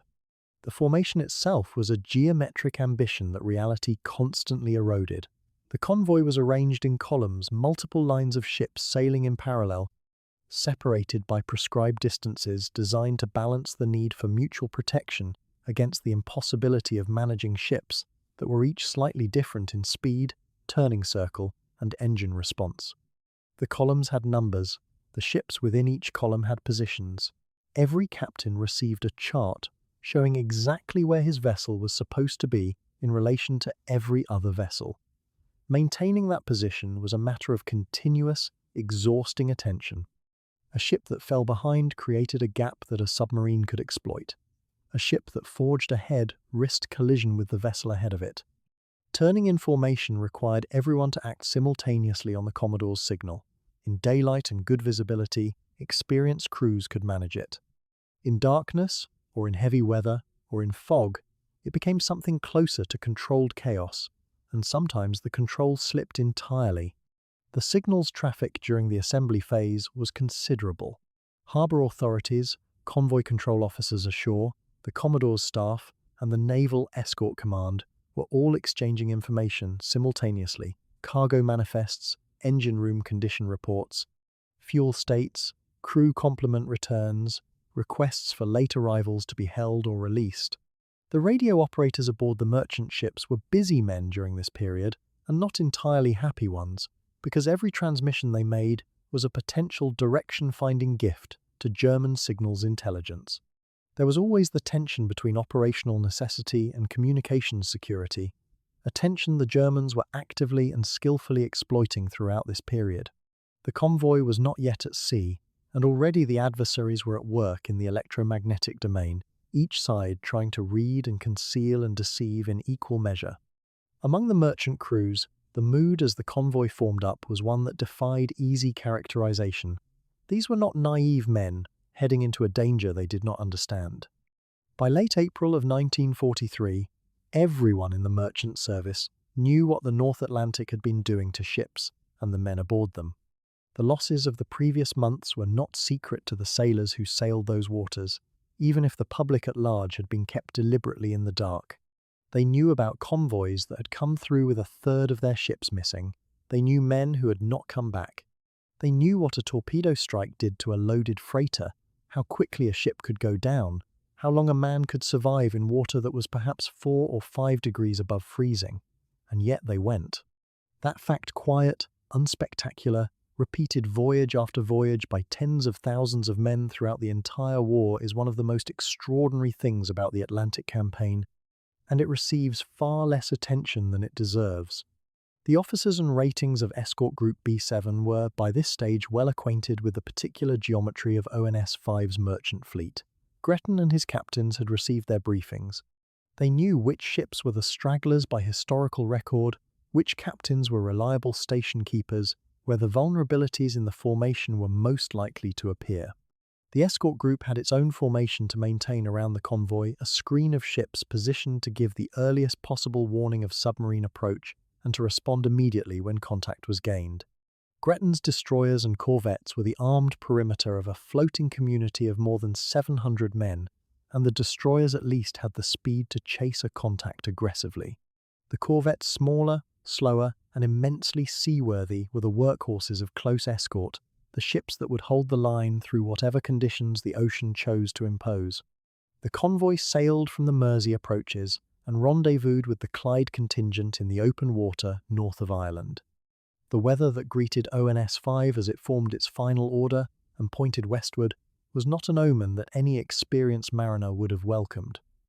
Conditions were already deteriorating as the convoy cleared coastal waters. The barometer was falling. The sky had taken on that particular low, dirty grey that North Atlantic sailors associated not with ordinary bad weather but with something sustained and serious. The wind was building from the northwest, pushing a long, heavy swell down from the direction the convoy was headed, and the merchant ships, many of them riding relatively high in the water because they were in ballast rather than fully loaded, were already beginning to labour in the sea state. Before ONS 5 had properly left the British Isles behind, it was already fighting. There is a particular quality to the North Atlantic in spring that is different from winter's outright savagery and summer's relative mercy. Spring in those latitudes is unstable and deceptive. It offers brief, almost painful reminders of what calm water looks like, only to take them back with winds that come on fast and hit hard. The temperature at sea surface was still brutally cold. Spray froze on the upper works of vessels overnight. Decks were treacherous. Men working outside in those conditions were required to move carefully, and they tied themselves to whatever fixed structure was near them when conditions worsened, because a wave that came over the side without warning was perfectly capable of taking a man with it when it ran back off the deck. This was the environment in which the crews of 43 merchant ships were now committing themselves, many of them for the 5th or 8th or 12th time. As the convoy settled into its westbound passage and the coast of Ireland disappeared astern, the daily routine of convoy life established itself around the permanent tension of submarine watch. Lookouts stood their hours on the bridges and in the eyes of the ships, scanning a horizon that heaved and shifted. The signal lamps of the Commodore's vessel flickered orders across the columns, speed adjustments, course corrections, station-keeping admonishments to ships that had dropped back or edged out of line. The escorts moved on the edges of the formation and occasionally through it, their ASDIC equipment searching the water beneath, their radar sweeping the surface. The merchant captains kept their own counsel largely, as they always did, but they watched the escort's movements with keen and informed attention. When an escort made a sudden change of course, every merchant captain on that side of the convoy noticed. What the men of ONS 5 could not know, what no one on those ships was in a position to fully appreciate as they drove west into building seas, was how precisely they had been chosen as a target and how many submarines were already moving to intercept them. Dunitz's headquarters had been following Allied convoy traffic with considerable effectiveness, and ONS 5 had not escaped their attention. More than 40 U-boats would eventually be committed to its destruction. The men on the bridges of those 43 merchant ships, watching the grey water rise and fall under leaden skies, had no certain knowledge of what was assembling ahead of them in the mid-ocean dark. They had, instead, experience and training, and the cold judgment of men who had made these crossings before. They knew the ocean was dangerous. They went anyway. That is where their story, and the story of what was about to happen, truly begins. The convoy had barely cleared the sheltered waters of the Clyde before the North Atlantic announced its intentions. Within the first 48 hours of sailing, the barometer began its long, sickening fall. Clouds thickened from the west in great grey walls, and the swell already substantial in the open ocean began to build with a speed that alarmed even experienced sailors. These were not the ordinary swells of a troubled sea. They were the forerunners of something deeper and more violent, the ocean gathering itself for a prolonged assault. The merchant crews, many of whom had crossed these waters before, recognized the signs with a particular, wordless dread. They had learned that the North Atlantic in late April did not offer the courtesy of gradual deterioration. It simply opened and swallowed. The storms that struck ONS 5 during the first phase of its crossing were later described by meteorological records as among the most severe of that entire season. The wind climbed through the Beaufort scale with relentless purpose, force 7, then 8, then 9, before settling into the sustained violence of force 10 and, at its worst, force 11. At force 10, the sea surface becomes a chaos of overturning crests, streaks of foam so dense they obscure the horizon, and waves that no longer behave like water in any recognizable sense. At force 11, the distinction between sea and air begins to dissolve. Spray fills the atmosphere. Green water breaks over bridges and wheelhouses. Men who were not secured to fixed points could be, and were, swept from their footing. For a convoy of 43 merchant vessels of varying age, condition, and sea-keeping ability, these were not merely uncomfortable conditions. They were a structural test of everything the convoy system was built upon. Formation integrity, the discipline of maintaining assigned positions within the columns, was the first casualty of the gale. The convoy had been marshalled with considerable care into its ordered grid of columns and rows, each ship maintaining its station by reference to the vessels ahead and to either side. In moderate weather, this was demanding enough. In force 10 seas, it became, for many of the older and more heavily laden merchantmen, effectively impossible. Ships that carried full cargoes sat low in the water and rolled in great, grinding arcs, their propellers lifting clear of the sea on each trough and racing uselessly before biting again. Others, riding higher and lighter, were caught by the wind and pushed sideways across their intended tracks. The columns began to compress and spread in patterns that no Commodore's signals could correct. By the second full day in the open ocean, ONS 5 had lost its geometric precision and was struggling forward as a sprawling, scattered mass of vessels spread across many miles of turbulent water. For Commander Peter Gretton, watching from the bridge of his destroyer, the dissolution of the convoy's shape was a source of grinding professional anxiety. His escort group existed to protect the merchant ships, to place a defensive screen around them that could detect, intercept, and drive off attacking submarines. That screen depended on the merchants holding their positions.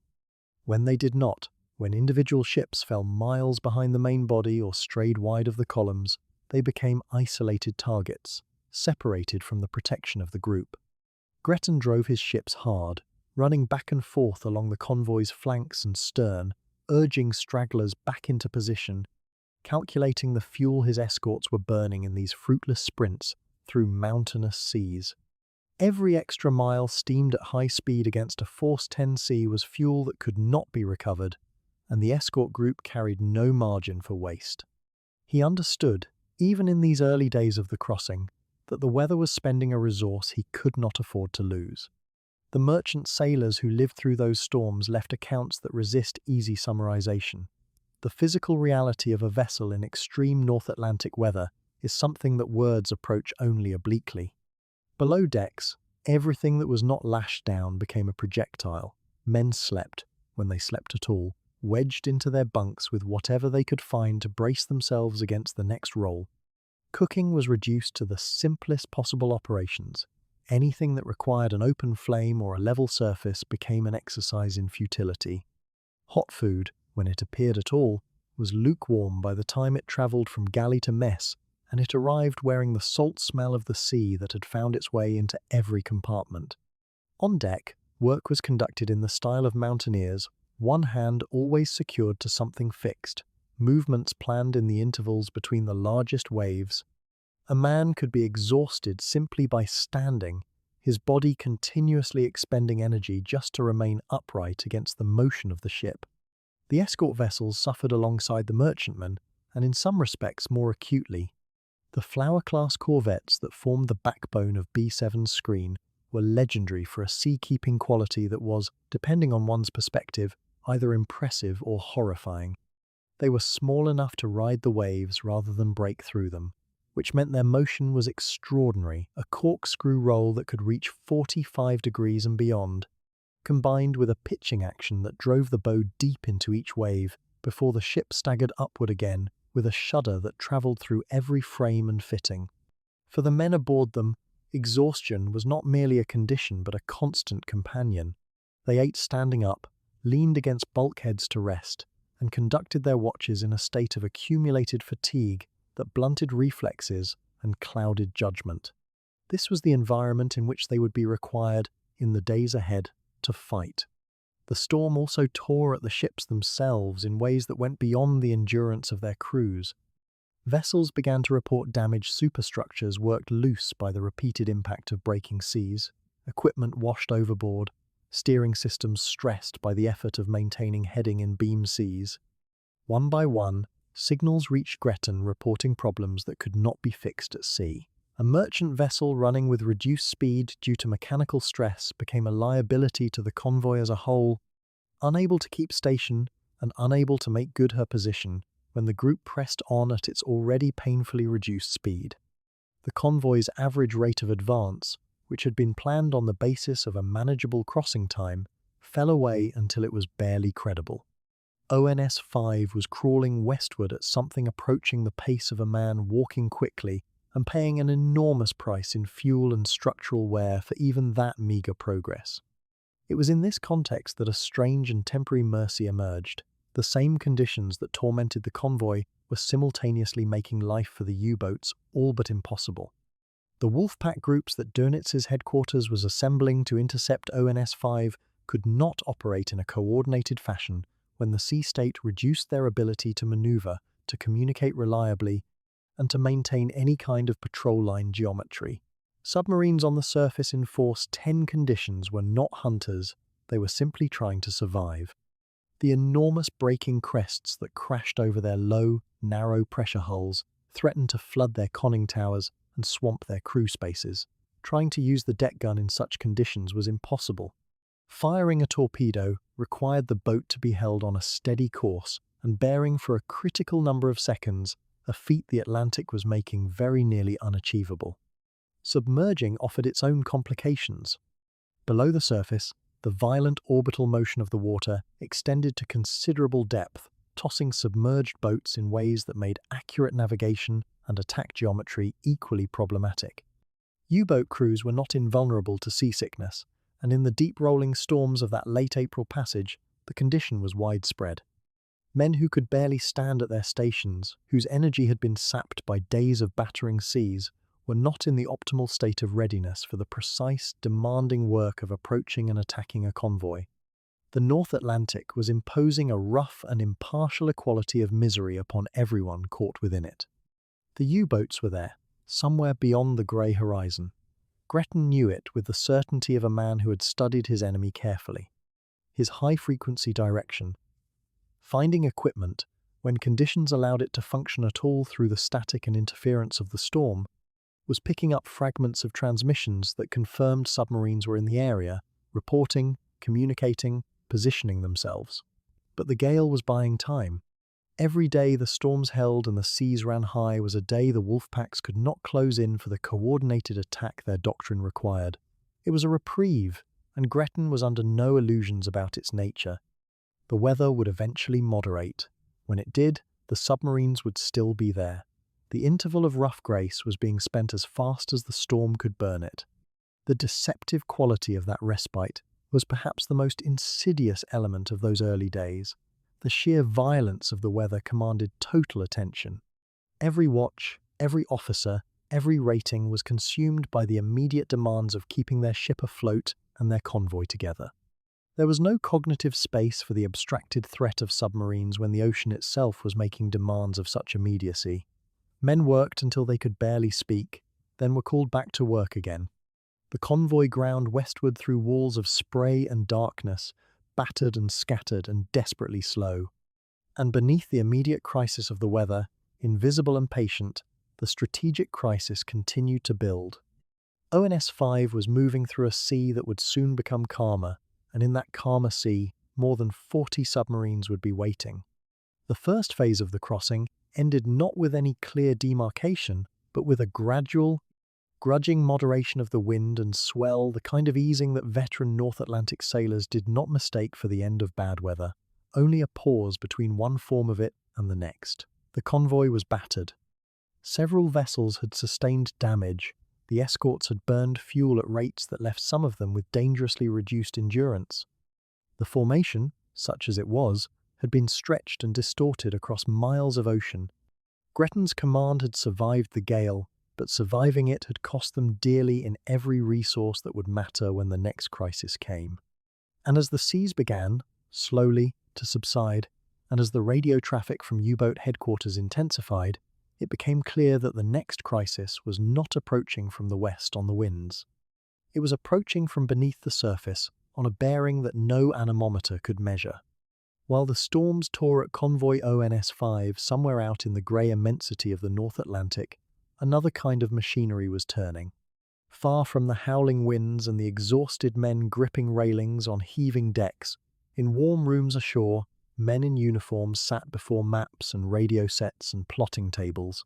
They were doing something that looked almost civilized from the outside, pushing symbols across a chart, deciphering signal traffic, composing orders on typewriters. But the work they were doing would send dozens of submarines into the same water that ONS 5 was slowly, painfully crossing. The command architecture of the German U-boat arm was, by the spring of 1943, an extraordinarily sophisticated machine for finding and destroying Allied shipping. And in the last days of April, that machine turned its full attention toward a single, struggling convoy. Admiral Karl Dönitz had built his U-boat command around a core conviction that had rarely failed him. Information, swiftly processed and acted upon, was the difference between a wolf pack that found its prey and one that groped blindly through empty ocean. The North Atlantic was an immense space, and a convoy, even a slow, 43-ship formation spread across miles of ocean could be swallowed by it entirely if the submarines were searching in the wrong quadrant. What Dönitz needed was reliable intelligence about where the convoys were, and by the spring of 1943 he had, in the B-Dienst Naval Signals Intelligence Service, a tool of remarkable effectiveness. The B-Dienst had been working against Allied naval codes for years, and though the picture was never complete, it was consistently useful. Decrypted radio traffic gave German naval headquarters a working knowledge of Allied convoy routing signals, position reports, and course alterations that no amount of open ocean patrol work could have replicated on its own. The B-Dienst did not read every Allied signal perfectly or in real time. The picture it produced was more like a series of fragments that skilled analysts assembled into an approximate truth, a general position, a likely course, a probable speed. But approximate truth, in the context of wolfpack operations, was often enough. A patrol line stretched across the likely path of a convoy created a net wide enough to catch even an imprecise fix. The analysts at B-Dienst monitoring stations followed ONS-5's progress with this kind of accumulated inference, reading routing messages, tracking reference points, correlating position reports, and the composite picture that emerged on the plotting tables at U-boat headquarters placed the convoy squarely in the crosshairs of a response that was already being assembled. The intelligence, in short, was working. The machines of interception were beginning to align. Dunitz's response to what B-Dienst was showing him was not rushed. It was methodical, and it was large. He had, by this point in the war, refined the wolfpack concept into something considerably more deliberate than the improvised groupings of earlier years. U-boats were deployed in named patrol groups, each one given a position line to occupy. Each crew briefed on the general operating area and the nature of their task. 2 such groups were assigned to the intercept of ONS-5 formations that between them eventually numbered more than 40 submarines. It was an enormous concentration of force. In the weeks before, the catastrophic success of the attacks on convoys HX-229 and SC-122 had proven what a massed wolfpack assault could achieve against even a defended convoy. Dönitz had every reason to believe the formula could be repeated. The patrol line was the fundamental tactical instrument of wolfpack operations. In practice, it worked like this. Submarines were ordered to take up stations a certain distance apart across the probable path of a convoy, forming a chain that stretched across tens of miles of ocean. Each boat maintained its position during daylight hours, watching. When a convoy was sighted by any one boat in the line, that boat did not attack immediately. Instead, it shadowed at a safe distance and transmitted position, course and speed reports back to headquarters ashore, which then relayed vectors to all other boats in the group. This procedure, the contact keeper feeding the pack toward its target, was the choreography that turned a scattered collection of submarines into a coordinated strike force. Against a convoy that could not evade and could not accelerate, it was a system of terrible efficiency. The 2 groups, now being positioned against ONS-5, occupied a belt of ocean that the convoy could not avoid. Given the convoy's slow speed and the damage already inflicted by the storms, there was no possibility of the kind of sharp course alteration that might have bought time or distance. The convoy was crawling, and it was crawling through a region the U-boats knew well.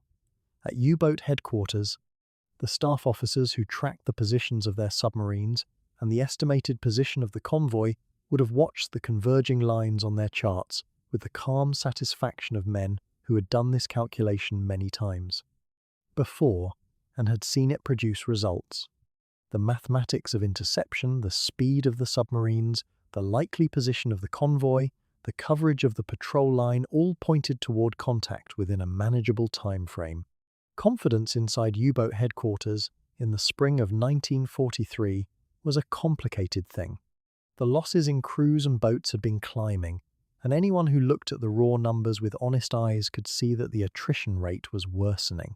But the success of March, those catastrophic convoy battles that had cost the Allies more than 20 ships in a matter of days, had reinforced the dominant narrative. The wolfpack system worked. The convoy system, Dönitz and his staff believed, was approaching its limits. Push hard enough, sink enough tonnage fast enough, and the Allies would not be able to build or man replacements at the speed required to sustain the war effort. The logic had held for 3 years. There was no institutional impulse, in the spring of 1943, to question it. The U-boat commanders themselves, the men who would actually take their vessels into the sea and attempt to penetrate the escort screen, carried this confidence somewhat differently than the staff officers ashore. They understood, in ways that a plotting table could not fully represent, what an escort screen looked like from the inside of a periscope. They knew what depth charges felt like against a steel hull at 60 meters. The best of them were still willing, still aggressive, still capable of extraordinary feats of seamanship under pressure. But they were also experienced enough to understand that experience had a cost, that the men who had been doing this for 2 or 3 years were fewer now than they had been, and that the newer crews filling the boats came to the Atlantic with less of that hard and irreplaceable knowledge. The wolf pack that converged on ONS 5 was formidable. It was also, in ways not yet fully visible, beginning to show the strain of a campaign that asked enormous things of the men who waged it. The radio discipline required to execute a wolfpack intercept was precise and demanding. Once a contact keeper had located the convoy and begun transmitting, the flow of signals between boats at sea and headquarters ashore increased sharply. Position reports, orders, acknowledgements, vectors, all of it moved through the ether on frequencies that Allied direction-finding equipment was increasingly capable of detecting. This was a vulnerability that had existed from the beginning of the Wolfpack system, and that units understood intellectually, even as the operational necessity of radio coordination made it inescapable. The system required communication, and communication left tracks. The spring of 1943 would reveal just how consequential those tracks had become. But in the days when the patrol groups were assembling against ONS 5, the balance still appeared to favor the attacker. The radio traffic flowed. The submarines moved to their assigned positions. The net tightened. There was something almost impersonal about the scale of what was being assembled. More than 40 submarines represented hundreds of men, all of them committed to a single operational objective that their commanders ashore described in the language of tonnage calculations and convoy interception probabilities. On the plotting charts at headquarters, each submarine was a symbol, a small marker moving across a grid.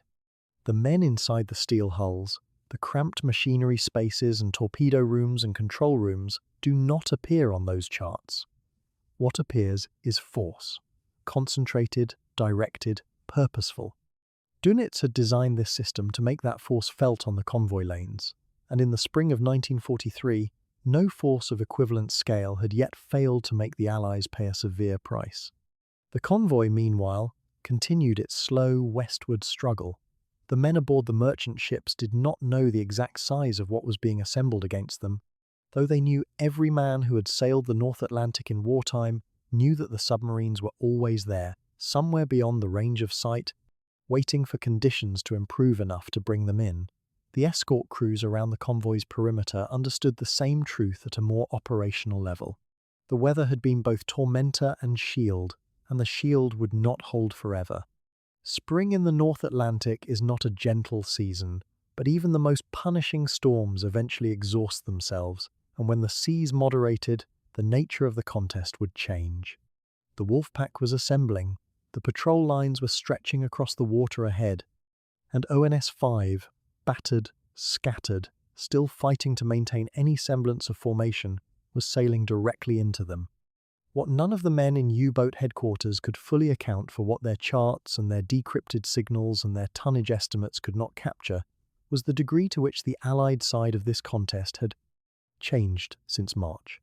The escorts around ONS 5 were not the overwhelmed, under-equipped forces that had watched helplessly as convoys HX-229 and SC-122 were torn apart.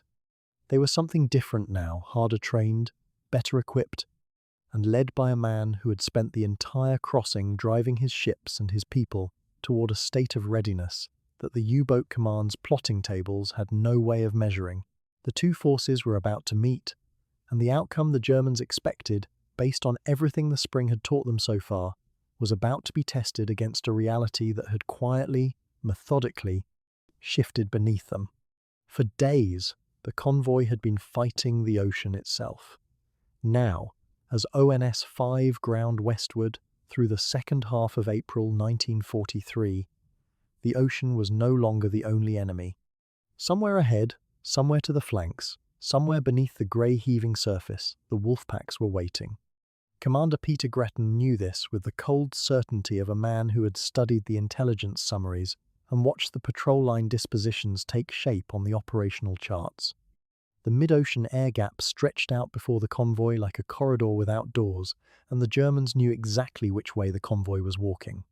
What Gretton could not know, what no man aboard any of his ships could know, was precisely when the first periscope would break the surface, or which ship in that long, laboured procession of 43 merchant vessels would be the first to die. The convoy had been organised into columns, each ship assigned its station, each master doing his level best to hold position in seas that seemed designed by nature to make the task impossible. The weather had not relented. Force 10 and Force 11 conditions had already hammered the convoy for days, scattering stragglers, stressing hull plating, and grinding down the men who kept the engines turning and the guns manned. Now, as late April settled over the North Atlantic, with the particular cruelty it reserved for that season, conditions moderated just enough to allow U-boats to operate more freely on the surface. That slight easing of the weather, which every exhausted sailor aboard the merchant ships welcomed as a mercy, was, in fact, an opening. The Germans had been tracking the convoy's approximate position through their own signals, intelligence, and the patrol line formations Dönitz had ordered were already stretching across the water in the convoy's path.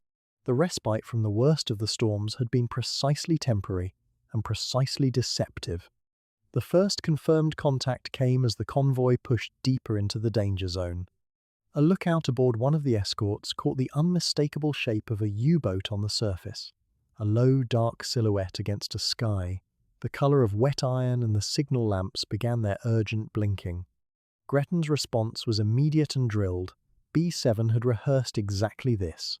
The nearest escort turned hard toward the sighting, driving at maximum speed, forcing the submarine under.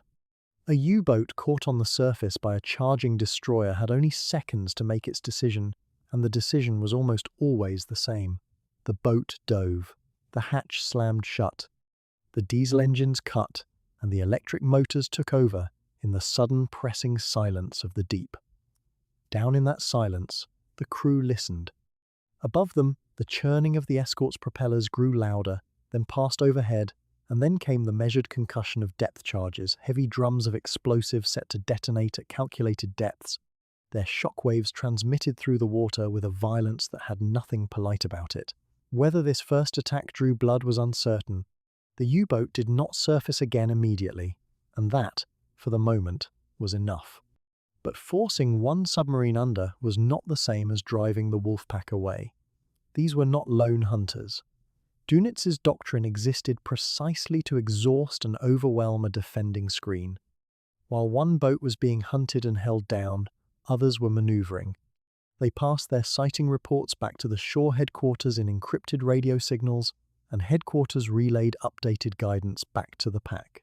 It was a system that treated the ocean as a kind of vast tactical map, with the convoy as a marked target and each U-boat as a piece being moved by remote intent. Gretton understood this. Every time one of his escorts peeled away to chase a contact, it opened a gap in the screen. Every gap was a possibility. The art of escort command in those conditions was less about aggression than geometry. How to stay aggressive enough to keep the submarines at bay without thinning the defensive screen to the point of uselessness. It was a calculation that offered no clean answers. The first merchant ship losses came in the way. Such losses always came suddenly. And in darkness, a torpedo does not announce itself. The ship that receives it one moment occupies its station in the column, smoke rising from its funnel, a known presence in the long chain of the convoy. The next moment there is an explosion that can be felt as much as heard, a column of water and fire, and then the convoy does not stop. It cannot stop. Stopping a loaded merchant convoy in submarine-infested waters for the sake of survivors is not mercy but slaughter. The escorts designated for rescue work peeled away to do what they could. The rest of the convoy pressed on. The men in the water, those who made it into the water, endured what the North Atlantic offered them in the last days of April. Water cold enough to reduce survival time to minutes, seas still running high enough to swamp a lifeboat, darkness that made every passing shape a question. Some were recovered, some were not. Aboard the surviving merchant ships, the mood underwent that particular transformation that combat produces in men who had previously known it only as an abstraction. The torpedoing of a ship in your column changes your relationship to the ocean and to your own vessel in ways that no amount of prior warning fully prepares you for. Men who had crossed the Atlantic before, who had perhaps crossed it many times, found that experience offered only partial armor. The fear did not disappear, it was simply placed somewhere internal, compressed into the daily routine of watches and meals and the mechanical performance of duty. On the bridges of the merchant vessels, masters stared at their instruments and their station-keeping numbers and did not speak of what they were thinking. The culture of those ships did not have room for spoken fear. What it had room for was the next watch, and the one after that. Gretton's escorts were fighting on two fronts simultaneously against the U-boats probing the screen and against their own fuel gauges. The storms of the previous days had forced the ships to work hard on their engines for hours and days at a stretch, maneuvering at speed through heavy weather, and the cost in fuel had been severe. The Flower-class corvettes that made up a substantial part of B7 were not designed for extended high-speed operations. They were built for endurance at modest speed, and the weather had compromised even that. Now, as the tactical tempo increased and escorts were required to make frequent high-speed dashes towards submarine contacts, fuel consumption climbed further. Gretton was receiving fuel state reports that made sober reading. Some of his ships were already at levels that made the standard tactical options extended pursuits. Aggressive hunter-killer sweeps increasingly difficult to justify against the arithmetic of what fuel remained for the rest of the passage. The U-boat commanders probing the convoy's screen were experienced men. Many of them had accumulated multiple patrols, had sunk ships, had survived depth charge attacks, and the particular hell of being hunted in a steel tube that smells of diesel and sweat and fear. They were not reckless, but they were persistent. Where one approach was driven off by a charging escort, they circled, waited, and tried another bearing. They looked for the gaps that exhaustion and fuel shortage and the demands of previous attacks would inevitably create. They reported back to headquarters with the systematic diligence that Dunitz's doctrine demanded, and headquarters fed them updated convoy position estimates and tactical guidance. The battle had its own rhythm, and that rhythm was not frenzied. It was grinding, methodical, and patient in the way that prolonged danger makes men patient. The radar sets aboard Gretton's escorts were proving their worth in this early phase of the battle. Surface search radar had transformed night escort work in ways that the U-boat commanders had not fully accounted for in their tactical assumptions. A submarine on the surface at night, which in an earlier period of the war had been effectively invisible, now showed as a return on a cathode ray tube. Operators staring at those green-glowing screens in the cramped radar rooms of the corvettes and destroyers were the convoy's extended senses, reaching out beyond the range of any human eye into the dark. When a contact appeared where no contact should be, the procedure was immediate. Report to the bridge, alter course, increase speed, and close. The U-boat's window of opportunity on the surface at night had narrowed dramatically from what the Wolfpack had enjoyed in the Atlantic's darker years, and the German commanders knew it. Even if their orders and their doctrine had not yet fully adjusted to the reality, there was a quality to these early engagements that can only be described as a sustained, controlled emergency. Nothing exploded in a clean narrative arc. There was no single moment of breakthrough in either direction. Instead, there was the constant, exhausting alertness of men who knew that any minute might produce a crisis. A fresh torpedo track, a new radar contact, a distress flare arcing up from somewhere in the merchant columns. The escorts moved and responded and prosecuted attacks and returned to screen positions and responded again. The merchant ships held their columns as best they could and trusted that the grey shapes circling them in the dark were doing what needed to be done. Trust in a convoy battle is not a sentiment. It is a tactical requirement. As the last days of April turned toward the 1st of May, the shape of the battle was becoming clear to anyone who could see the whole picture. The Wolfpack was large, was coordinated, and was not going to be frightened off by a few depth charge attacks. The convoy had lost ships and would lose more. The escorts were capable and aggressive, but were bleeding fuel and endurance at a rate that could not be sustained indefinitely. The weather, which had already done so much damage to both sides, was still a factor not resolved but shifting. capable of returning at any moment as either tormentor or protector. And somewhere to the west, the fuel dock at St. John's waited, still days away. Between the convoy and that destination lay the deepest part of the battle, the part that was still to come, the part that would determine what this crossing would mean. Gretton knew the numbers. He had the fuel states in front of him, the ship count, the known U-boat positions estimated from sighting reports and radar contacts, and the educated interpretation of signals intelligence. He knew that the convoy was entering the zone where the wolf pack would be strongest and his own force most stretched. He knew that the decisions made in the next hours would not be made in comfort, or with adequate information, or with the luxury of revision. What he had was B7, and what B7 had was training, radar, and the particular determination of men who understood, without needing to say it aloud, what the merchant ships behind them were carrying, and what the men who sailed them deserved. There is a particular cruelty in the mathematics of fuel. A warship's tanks do not care about timing, do not bend to operational need, and offer no exceptions for a commander who knows, with absolute certainty, that the worst is still to come. By the final days of April 1943, that cruelty was closing in on Commander Peter Gretton with the slow, implacable logic of arithmetic. His destroyer had been fighting storms and searching for submarines for days. The fuel gauges told a story that had no good ending, and somewhere to the east, the wolf packs were still gathering. The storms that had battered ONS 5 through the second half of April had consumed fuel at rates that no pre-sailing calculation had anticipated. Destroyers were never economical vessels in heavy weather. Every course change to hunter contact, every high-speed dash to the threatened side of the convoy, every hour spent driving through force 10 seas rather than running with them, all of it had drawn down the reserves that stood between Gretton and the nearest friendly port. The corvettes in B7 were somewhat better placed, their smaller, rounder hulls designed with endurance in mind, but they too had been pushed hard. What had looked like a workable fuel margin when the convoy sailed from the Clyde had been eroded, mile by mile, watch by watch, until the arithmetic became impossible to ignore. Gretton had been watching the numbers for days. He was not a man given to wishful thinking. His command philosophy rested on clarity about what his ships could do, what his men could sustain, and what the tactical situation actually demanded rather than what he might want it to demand.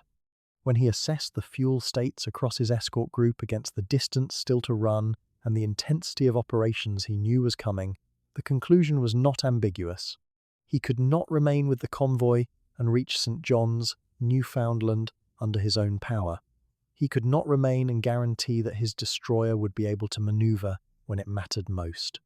A warship running on the final margins of its fuel is not a fighting vessel. It is a liability, slow to respond, unable to pursue, incapable of the sudden speed that hunting and killing submarines required. The decision to leave was, in every human sense, agonizing. Gretton knew what the intelligence picture said about the U-boat dispositions ahead. He knew that the convoy was approaching the most dangerous segment of the crossing, the deep mid-ocean stretch where air cover was absent and where the wolf-pack groups, patient and numerous, were waiting. To leave the convoy now was not simply to hand over command of a routine escort operation.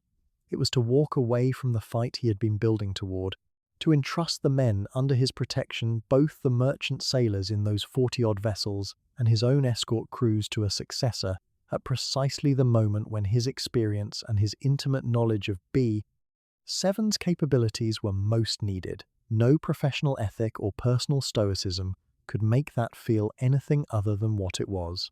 Command passed to Lieutenant Commander Robert Sherwood, who held it from the frigate Tay. Sherwood was a capable and steady officer, and Gretton knew this. It was not a handover made in desperation to someone untested.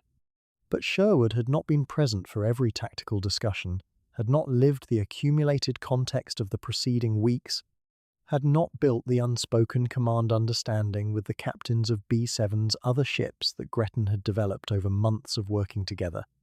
There is a difference between inheriting command on paper and actually possessing the texture of authority, the trust, the shorthand, the instinctive knowledge of how a group of ships will behave under pressure. Sherwood was receiving the former, and would have to build the latter in real time in the middle of an Atlantic battle against a determined and numerically superior enemy. Gretton's departure created a practical gap in the escort's surface strength at precisely the moment when the U-boat threat was intensifying. His destroyer was not simply any ship, it was the fastest, most heavily armed vessel in B7, the one capable of the kind of sustained high-speed pursuit that could chase a submarine below the surface and keep it down long enough to exhaust its battery reserves. Corvettes could hunt, could prosecute a contact with depth charges, could endure almost anything the North Atlantic threw at them, but they could not sprint. The loss of Gretton's destroyer from the screen was a subtraction that could not be disguised or made up for by reorganizing the remaining ships. The screen was thinner now, and everyone who sailed in it knew it. Gretton pressed ahead for St. John's with whatever remained in his tanks, and the convoy pressed on without him. The weather had not relented. The sea state that had battered the convoy throughout the crossing continued to impose itself on everything, on station keeping, on the ability to refuel at sea, on the simple physical endurance of men who had been fighting sleep and cold and nausea for days. Several merchant vessels were struggling, their older hulls not built for sustained punishment of this kind. The columns were ragged. The intervals between ships that should have been crisp and regular had a loose, exhausted quality. Maintaining formation in a force 10 gale is not a matter of will alone, it is a matter of power, of hull form, of the cumulative fatigue of engine room crews who have been on watch rotations without proper rest since departure. Into this picture, the Canadian support group arrived. Their presence was not a cavalry rescue, they were not sweeping in to solve the problem with fresh ships and full tanks. They were reinforcement in a situation that had not yet reached its worst point, but was visibly heading there. The Canadians added surface strength to the screen, additional radar sets sweeping the perimeter, additional depth charges ready on the racks. Their arrival allowed Sherwood to distribute the escort more effectively, to cover more of the convoy's perimeter without thinning any single sector to the point of real vulnerability.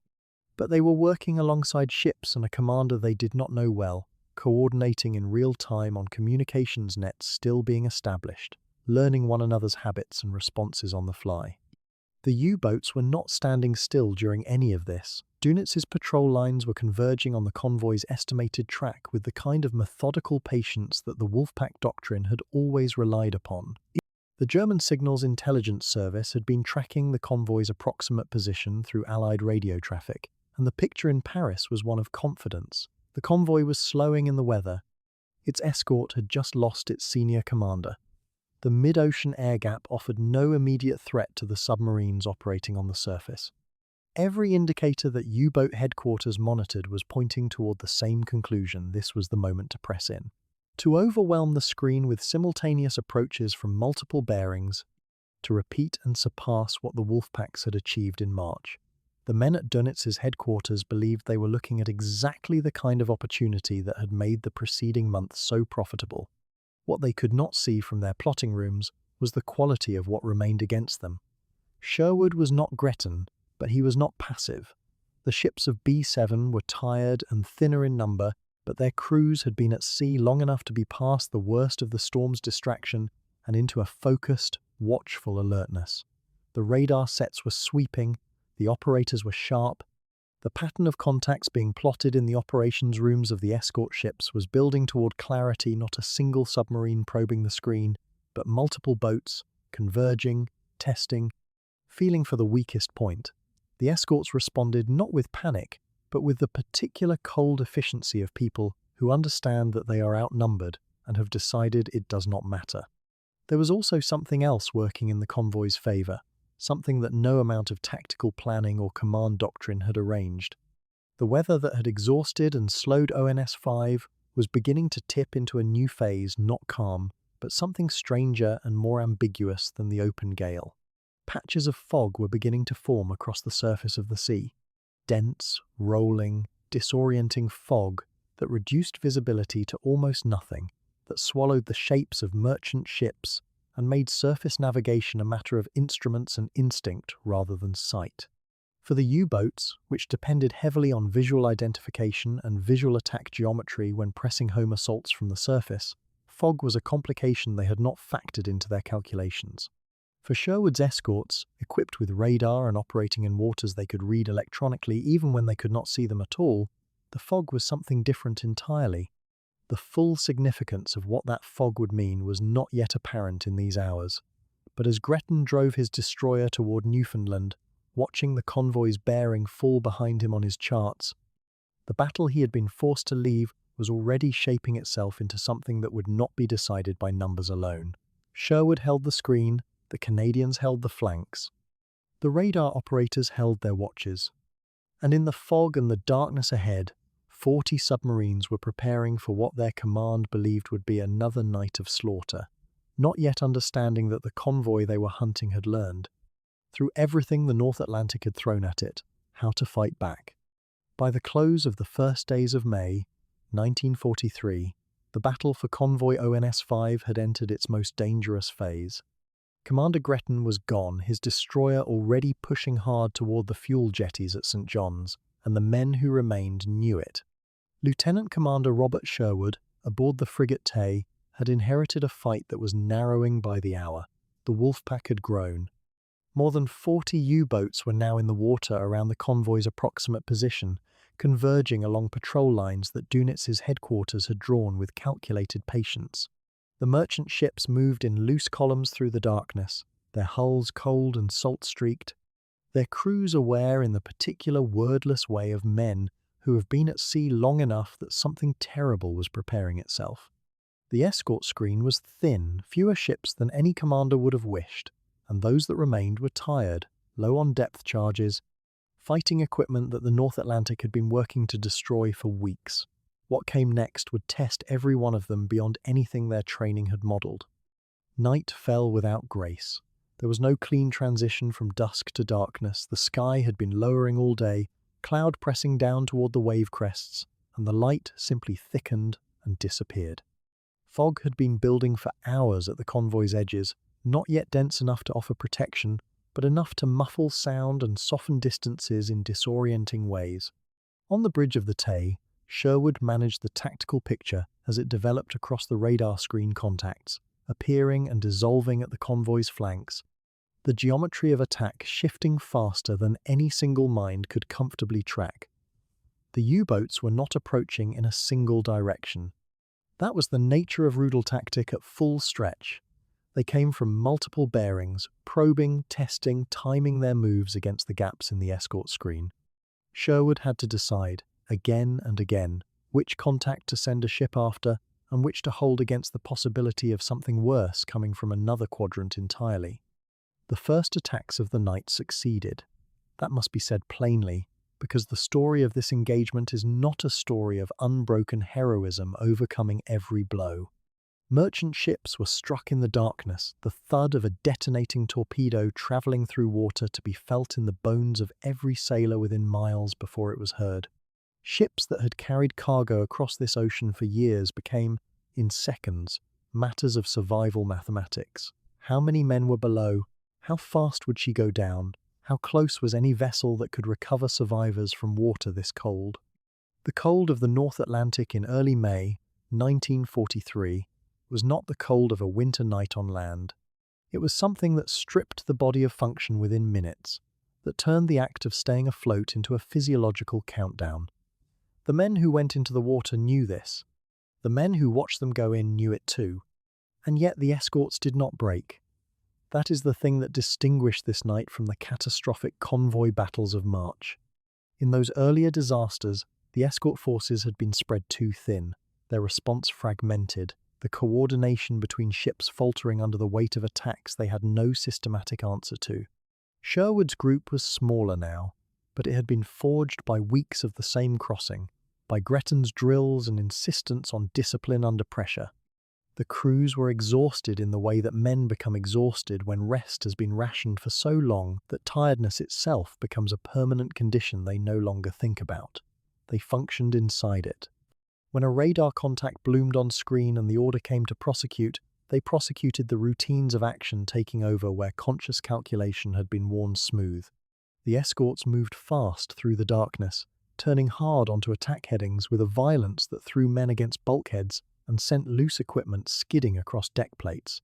Depth charges rolled from the stern racks and were fired from the throwers with methodical urgency, the patterns calculated, not frantic. The sound of depth charges detonating beneath the surface carried back to the merchant ships as a series of concussions, each one a statement that the screen was still fighting. For the merchant sailors watching from their decks and bridges, unable to contribute to the battle by anything except holding their station and maintaining speed, those sounds were a form of communication more reassuring than any signal lamp message. The escort wasn't running, it was hunting. The fog thickened as the night hours passed, and here the battle turned in a way that no tactical doctrine had fully predicted. The U-boats operating on the surface and surface operation was essential to their attack geometry, to their speed, and their ability to maneuver into firing position found the fog working against them in a way that the darkness alone had not. A surfaced U-boat in open darkness was dangerous. A surfaced U-boat in fog was something closer to blind. The acoustic conditions were unreliable, visual targeting was impossible at any useful range, and the coordination between attacking boats that Donitz's system depended on began to fragment. Radio communication could still pass positions and vectors, but the execution, the final approach, the setup of a firing solution required something the fog simply took away. The escorts carried what the U-boats did not, radar that rendered the fog irrelevant to detection. The Type 27 1-centimetric radar fitted to several of B-7's ships could locate a surfaced submarine at ranges that the fog had reduced to invisibility by eye. A U-boat creeping in toward the columns at low speed, confident that darkness and weather had hidden it, might find itself suddenly under attack by a corvette that had been tracking it for the last several minutes with quiet electronic precision. The asymmetry was new. The U-boat commanders were accustomed to the surface being their domain at night, the place where they were faster than any convoy escort and invisible against the wave clutter. The radar had revoked that assumption, and the fog was ensuring that the revocation applied with maximum force. Again and again through the night, the pattern repeated. A U-boat would work its way toward the columns, sometimes making it to the point of firing, sometimes being caught in the outer screen and driven down by a charging corvette before the range was close enough to matter. Depth charge patterns crashed into the sea. The escorts fired starshell when the geometry allowed it, throwing cold white light across the water to illuminate surface submarines caught in the act of approach. In at least one instance, the sudden illumination found a U-boat close enough that the crew could be seen on the casing before the boat crash-dived. The speed of the dive was no longer a guarantee of safety. The pursuing ship was already committed to an attack run, and the depth charges were already being set. Sherwood, on the bridge of Tay, managed this battle with the resources of a man who has been given a small hand and must play it without showing how small it is. He could not be everywhere. He could not send ships after every contact without stripping other sectors of cover. He made his calculations and accepted the mathematics, knowing that some of what he was protecting would be lost tonight regardless of what he did, and concentrating his effort on keeping the Wolfpack from achieving the kind of mass penetration that had destroyed Convoy HX-229 in March. The goal was not perfection. The goal was attrition, making each attack so costly in time and risk that the U-boats could not operate freely enough to overwhelm the columns. That goal, through this long night, he achieved. The merchant ships that were hit went down in darkness, largely unwitnessed. There was no time and sometimes no means to mount thorough rescue operations while the battle continued. The mathematics of survival at sea in wartime contain a brutal clause that says, a stopped ship recovering survivors is a stopped target, and a stopped target in the middle of an active Wolfpack attack is likely to become a sunken ship with its own survivors needing rescue. Some men were recovered, some were not. The convoy's rescue vessel did what it could, working through the chaos of a night battle with professional courage that history has not always paused long enough to acknowledge. The men it pulled from the water were not passengers in this story, they were its entire reason. As the hours before dawn accumulated, something began to shift in the character of the attack. The U-boat assaults were not stopping, but they were becoming less coordinated, more defensive in their rhythm. Boats that had been damaged by depth charge attacks or driven down for extended periods were losing their attack positions. The constant pressure of the radar-equipped escorts, the repeated forced dives, the pattern charges, the sudden illuminations was degrading the Wolfpack's ability to sustain the kind of concentrated pressure that could break a convoy's integrity. Some of the attacking submarines were withdrawing damaged. Others had been lost entirely, their last transmissions already filed somewhere in Dönitz's headquarters as gaps in the communication schedule that could only mean one thing. Dawn, when it came, arrived through the fog with a grey and exhausted light that changed the tactical equation simply by existing. The surface navy owned the daylight, and both sides knew it. The U-boats pulled back into deeper water to regroup, to assess damage, to report to Paris what the night had cost. On the battered ships of the escort, and among the reduced columns of the convoy, men who had been awake for extraordinary stretches stood down from action stations by degrees, moving with the specific, careful economy of human beings who have been at the edge of their physical limits for so long that the act of stepping back from them feels unfamiliar. The convoy was still there. The escort was still there. Fewer ships than had started the night, but the line had held. Through darkness, through fog, through an assault that should by every historical precedent have been overwhelming, Sherwood and his exhausted crews had done what Gretton had built them to do. The night that had been designed to break ONS 5 had failed in its purpose. The cost on both sides had been real, but the convoy was still moving west. The fog came without warning, as it so often does in those latitudes. One moment the North Atlantic stretched away in all directions under a flat grey light, every horizon visible, every silhouette exposed. The next, the world contracted to a circle of perhaps 50 yards, sometimes less, and the great convoy became a collection of ghost ships, each one invisible to its neighbours, moving through a white silence broken only by the groan of stressed steel and the low moan of fog horns sounding at careful intervals. For the merchant crews, already worn through days of battering seas and the nerve-shredding awareness of submarines pressing close on every side, the fog brought a strange, disorienting peace. They could hear the ocean, they could hear each other's horns, they could hear almost nothing else. And in that sudden quiet, many men who had not slept properly in days found themselves wondering whether silence was a mercy or simply the moment before something terrible arrived. For the U-boat commanders circling outside the convoy's perimeter, the fog was nothing short of catastrophic. The Wolfpack doctrine that Admiral Dönitz had refined over years of operational experience depended on a fundamental capability, the ability to see. A surfaced U-boat in clear conditions could spot a merchant ship's silhouette at several miles, could track the convoy's course and speed, could maneuver into an attacking position ahead of the columns and wait. In fog so thick that a commander standing on his conning tower could not make out his own bow, none of that was possible. The great numerical advantage, more than 40 boats deployed across those waters, became nearly meaningless when each one was essentially blind, groping through white nothing, unable to fix the convoy's position with any confidence. Commanders who had crossed the Atlantic with absolute assurance that ONS 5 was theirs for the taking now found themselves in a world that refused to cooperate with their calculations. What neither those commanders nor their superiors in Lorient had fully accounted for was the degree to which the fog was not equally blinding to both sides. The escorts of B-7, battered and fuel-depleted as they were, carried something the U-boats did not: radar. The sets fitted to Sherwood's ships were not perfect instruments, they were temperamental. Their operators perpetually tired, their displays requiring interpretation rather than simply reading, but in fog they became transformative. Where a U-boat commander saw only white, a radar operator aboard one of the corvettes could watch a blip move slowly across his screen, track its bearing and range, call it up to the bridge, and send his ship quietly accelerating through the murk towards something that had no idea it was being hunted.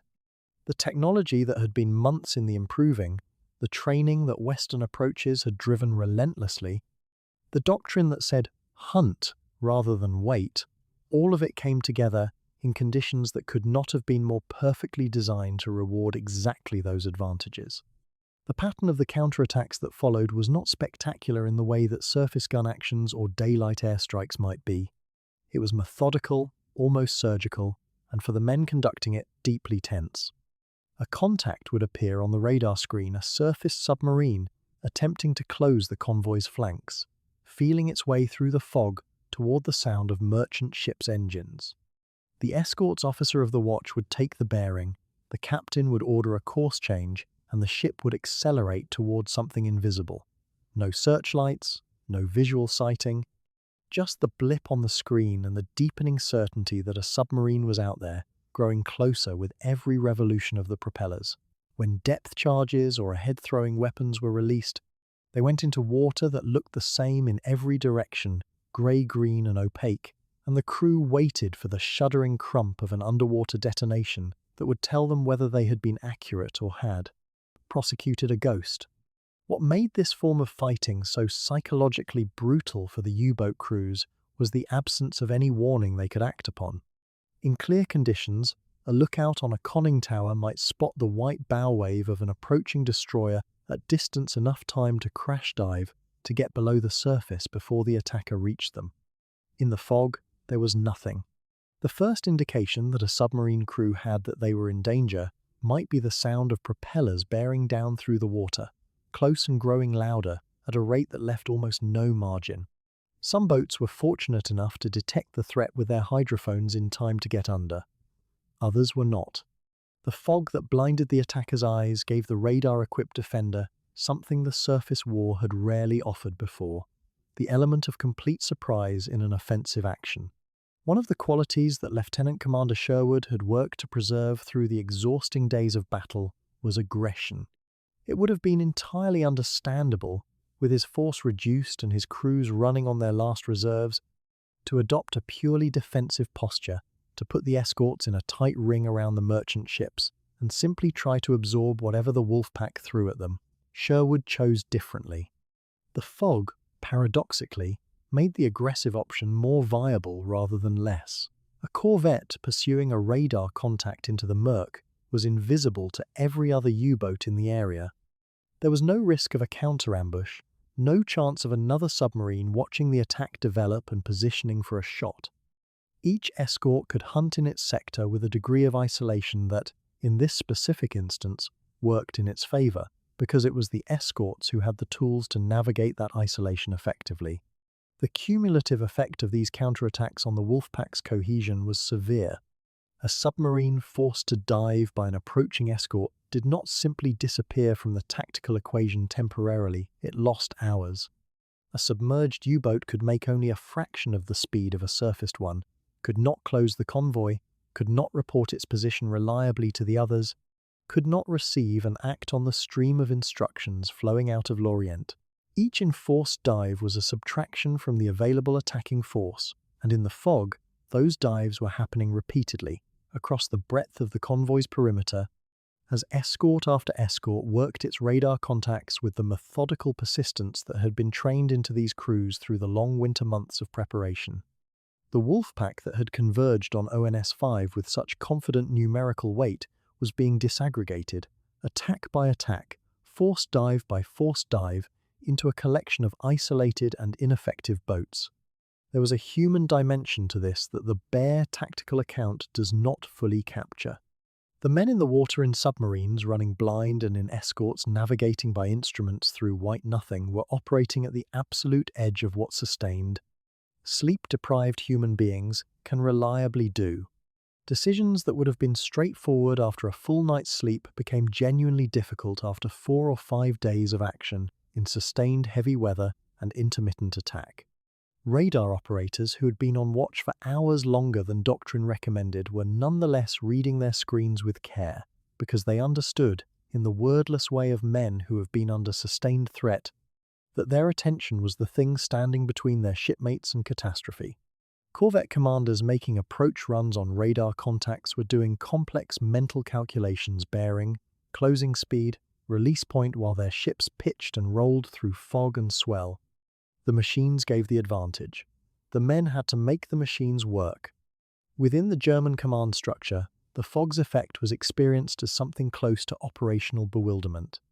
Dunitz's headquarters in Lorient was accustomed to receiving regular position reports from boats in contact with a convoy, the steady flow of signals that allowed the shore command to orchestrate the attack, to redirect boats, to maintain the coordinated pressure that made the Wolfpack doctrine effective.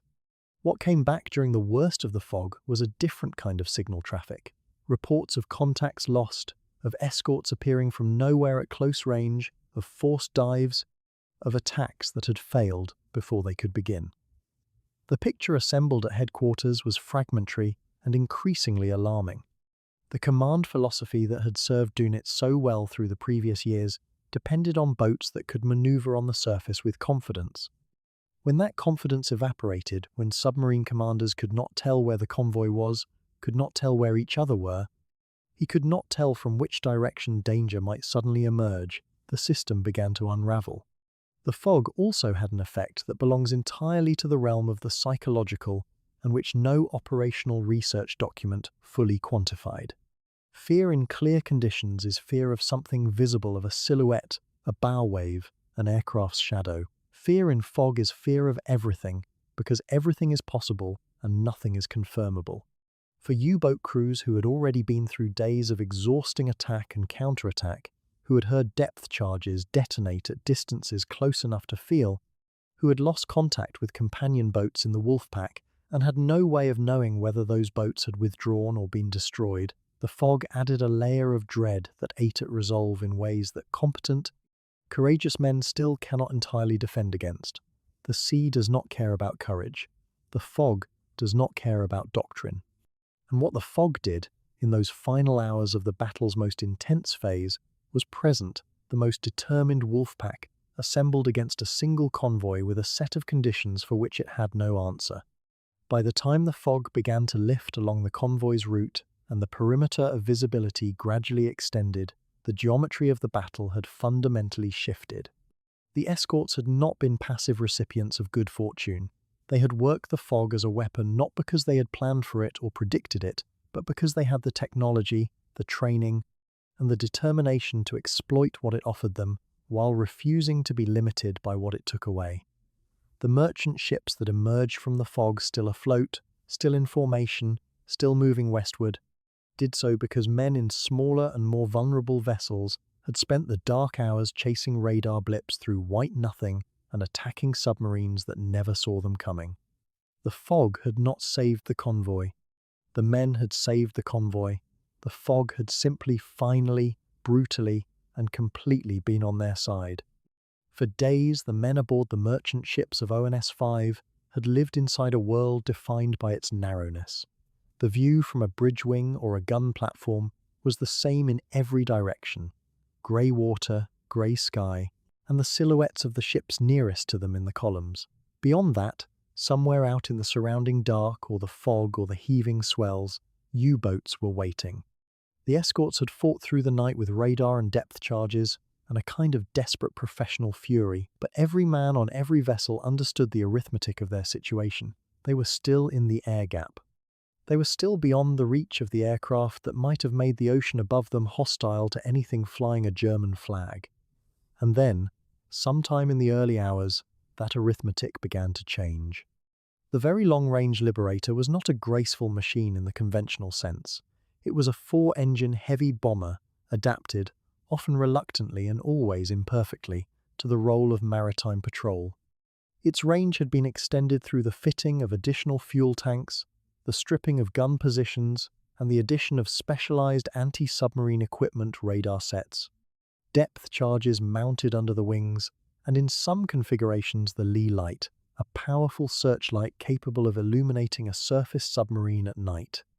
The aircraft that began appearing over ONS 5 as the convoy staggered toward the western edge of the air gap had flown for hours out of Newfoundland, burning enormous quantities of fuel simply to reach the convoy's position. Their time on station was limited, often no more than a few hours before they had to turn back or risk not making land. But in those few hours, they transformed everything. The change was not gradual, it was immediate, and it was visible, even to men on the bridge of a merchant ship who had no way of knowing the full tactical picture. What those men could see was a large, loud aircraft appearing low over the convoy's perimeter, banking into a wide circuit that told every U-boat commander within visual or radar range the same thing. The rules had changed. A submarine on the surface in daylight, or even in conditions of reduced visibility, was now a potential target rather than simply a hunter. The aircraft carried the weapons to destroy it, and the sensors to find it, even when the sea and sky conspired to hide it. For U-boat crews who had spent the better part of the war operating in the air gap with a reasonable confidence that the sky above them was empty, the appearance of the liberators registered not merely as a tactical complication, but as something closer to a fundamental shock. The forced dive was the mechanism by which air power degraded submarine effectiveness, and it worked with a ruthless simplicity. When a U-boat spotted an aircraft, or when an aircraft's radar contact prompted the crew to crash dive before they were even seen, the submarine lost the surface. And losing the surface meant losing speed. A surfaced U-boat was a reasonably fast vessel, capable of sprinting across the convoy's course to reach an attacking position. Submerged, it was slow and nearly blind, dependent on hydrophone bearings and dead reckoning that grew less reliable with every hour it spent beneath the waves. A convoy moving at even moderate speed could simply outpace a submerged submarine. Multiply this across a wolf pack that had been expecting to attack from the surface, that had built its entire tactical doctrine around the freedom to maneuver at speed on the open ocean, and the effect was devastating. The U-boats were not being sunk in every forced dive, but they were being rendered tactically impotent, pushed off their attack positions, forced to expend their already strained battery reserves, and denied the chance to reposition for another run. For the U-boat commanders themselves, the experience of being hunted from the air carried a particular and grinding psychological weight. These were men trained and conditioned to understand the ocean as their domain, a three-dimensional space in which their vessels could vanish in seconds, slipping beneath the surface and beyond the reach of anything that flew above them. The air gap had reinforced this belief for 2 years. It had made the central Atlantic a place where the aircraft threat simply did not exist, where the primary dangers were the escorts on the surface and the depth charges they carried. Now that certainty had been stripped away, the liberators above ONS 5 were not present in overwhelming numbers. The squadrons that flew maritime patrol out of Newfoundland were stretched thin across an enormous ocean, but they did not need to be. The mere possibility of air attack at any moment forced every U-boat commander to factor the sky into calculations that had never before required it. That cognitive burden accumulated. It wore men down. It made commanders hesitant where before they had been aggressive.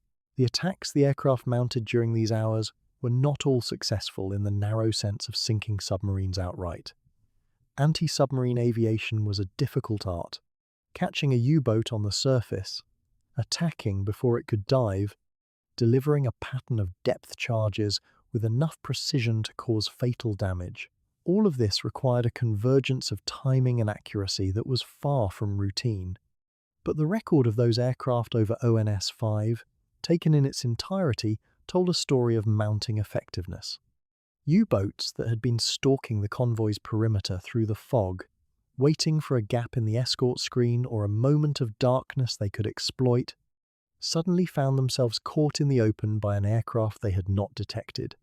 The drill that followed was frantic, a crash dive executed with every second counting, and even when the submarine reached the safety of depth, the aircraft above could mark the position, call in surface escorts, and hold the contact until something with a depth charge rack arrived.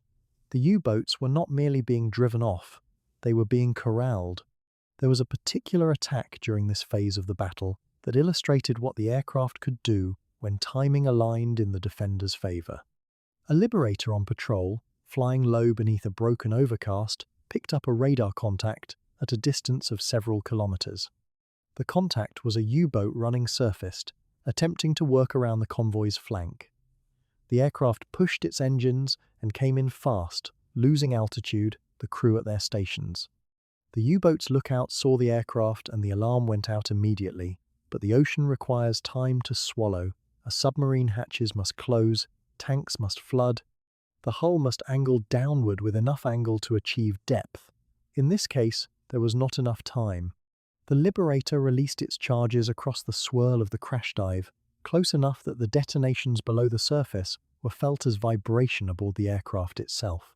The U-boat was damaged. It did not rejoin the battle around ONS-5. The fog that had served the convoy so well during the night did not entirely lift in the hours that followed. It thinned in places, thickened in others, and the visibility across the convoy's front varied enormously. This presented challenges for the aircraft as much as it presented opportunities for the submarines. A Liberator flying in poor visibility could not see the ocean surface beneath it, and a U-boat that remained submerged and patient could sometimes allow an aircraft to pass overhead without detection. But the radar sets carried by the aircraft cut through the fog in ways that the human eye could not. A return on a radar screen did not care about visibility.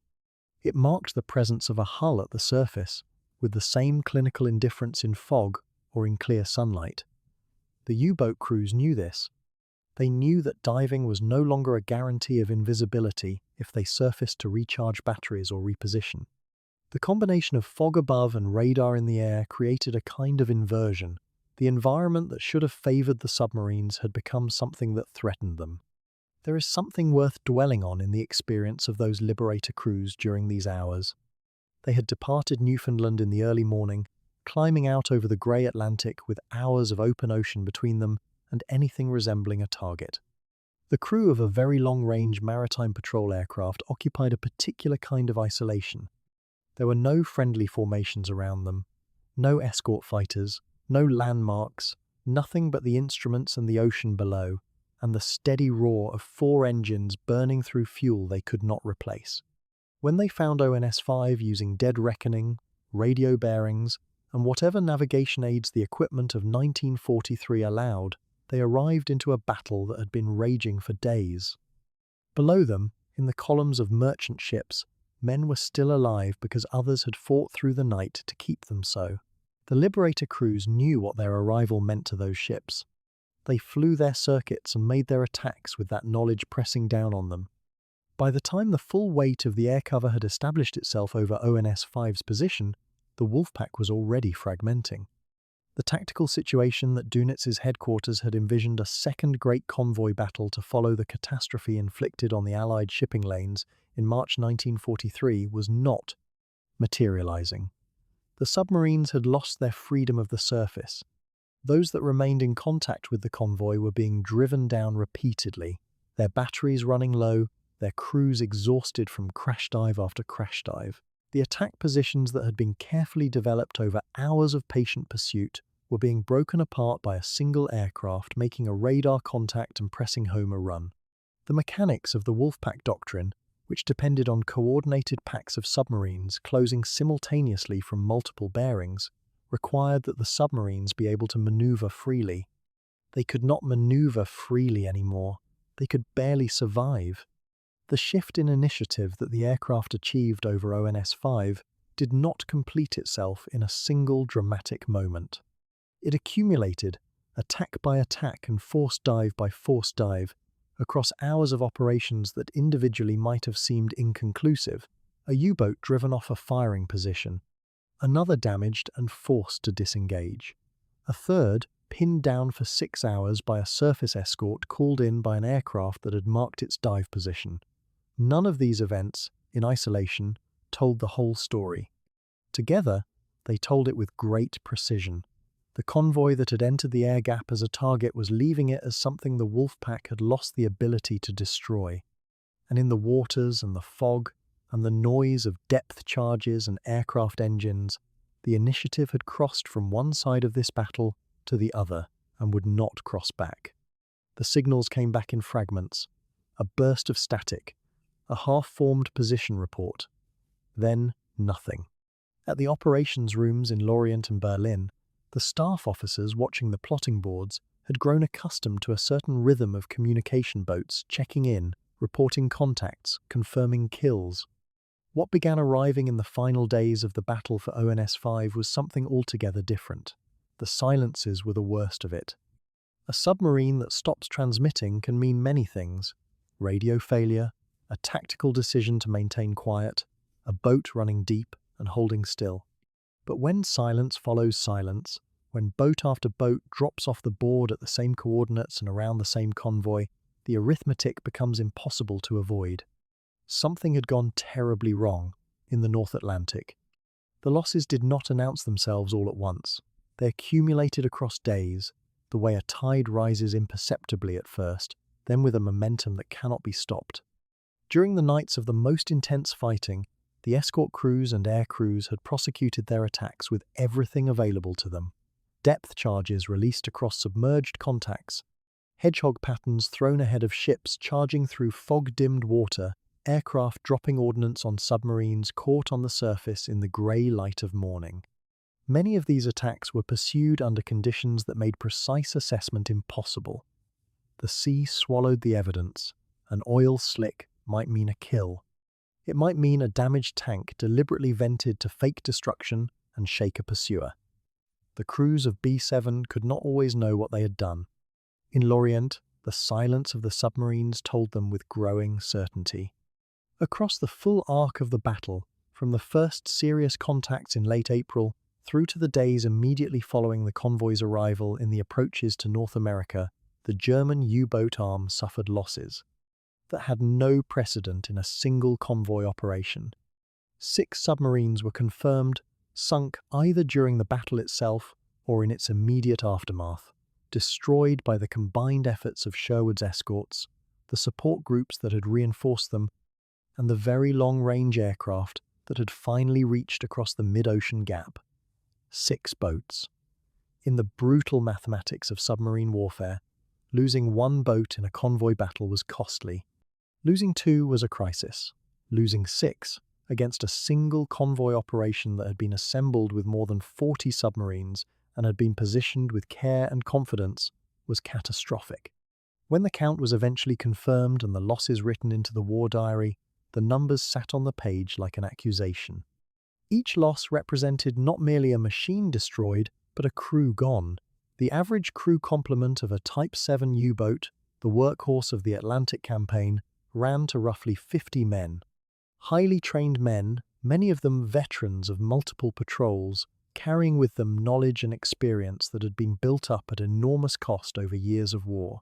When a submarine sank in the North Atlantic, it generally sank fast, and it sank complete. Escape from a stricken boat at depth was an almost theoretical proposition. The ocean offered no ledge to land on, no field to run across, no friendly line to reach. The Atlantic simply closed over the wreck and the men inside it and moved on. Multiplied across 6 boats, the human toll was severe, approaching or exceeding 300 men, dead in water so cold and so deep it would hold them forever. That was what the silence on the radio nets actually meant, translated from the operational into the human. Beyond the confirmed sinkings, a larger number of boats had been damaged, driven off, forced into emergency dives, hulls strained by depth charge patterns, machinery degraded, crews shaken. Some of these damaged submarines limped back to their bases on the French Atlantic coast over the following weeks, bearing the physical marks of what had been done to them. Their commanders filed patrol reports that described a defensive intensity they had not encountered before, a combination of aggressive escort action and aerial intervention that had made the business of pressing home a torpedo attack feel less like hunting and more like running a gauntlet with no exit. The damage reports, stacked alongside the silence of the boats that never reported at all, began to form a picture that no optimistic reading of the statistics could soften. At U-boat headquarters, Dunitz followed the unfolding situation with the careful attention of a man who had built his entire professional life around the submarine arm. He had watched the patrol lines go in. He had watched the decrypted convoy positions that B-Dienst had provided. He had believed, with reasonable cause, that the force assembled against ONS-5 was large enough and capable enough to achieve the kind of mass sinkings that March had delivered. The early reports had seemed to confirm this. Merchant ships were being hit, the convoy was in the mid-ocean gap, conditions for submarine attack appeared favourable in the first days of May.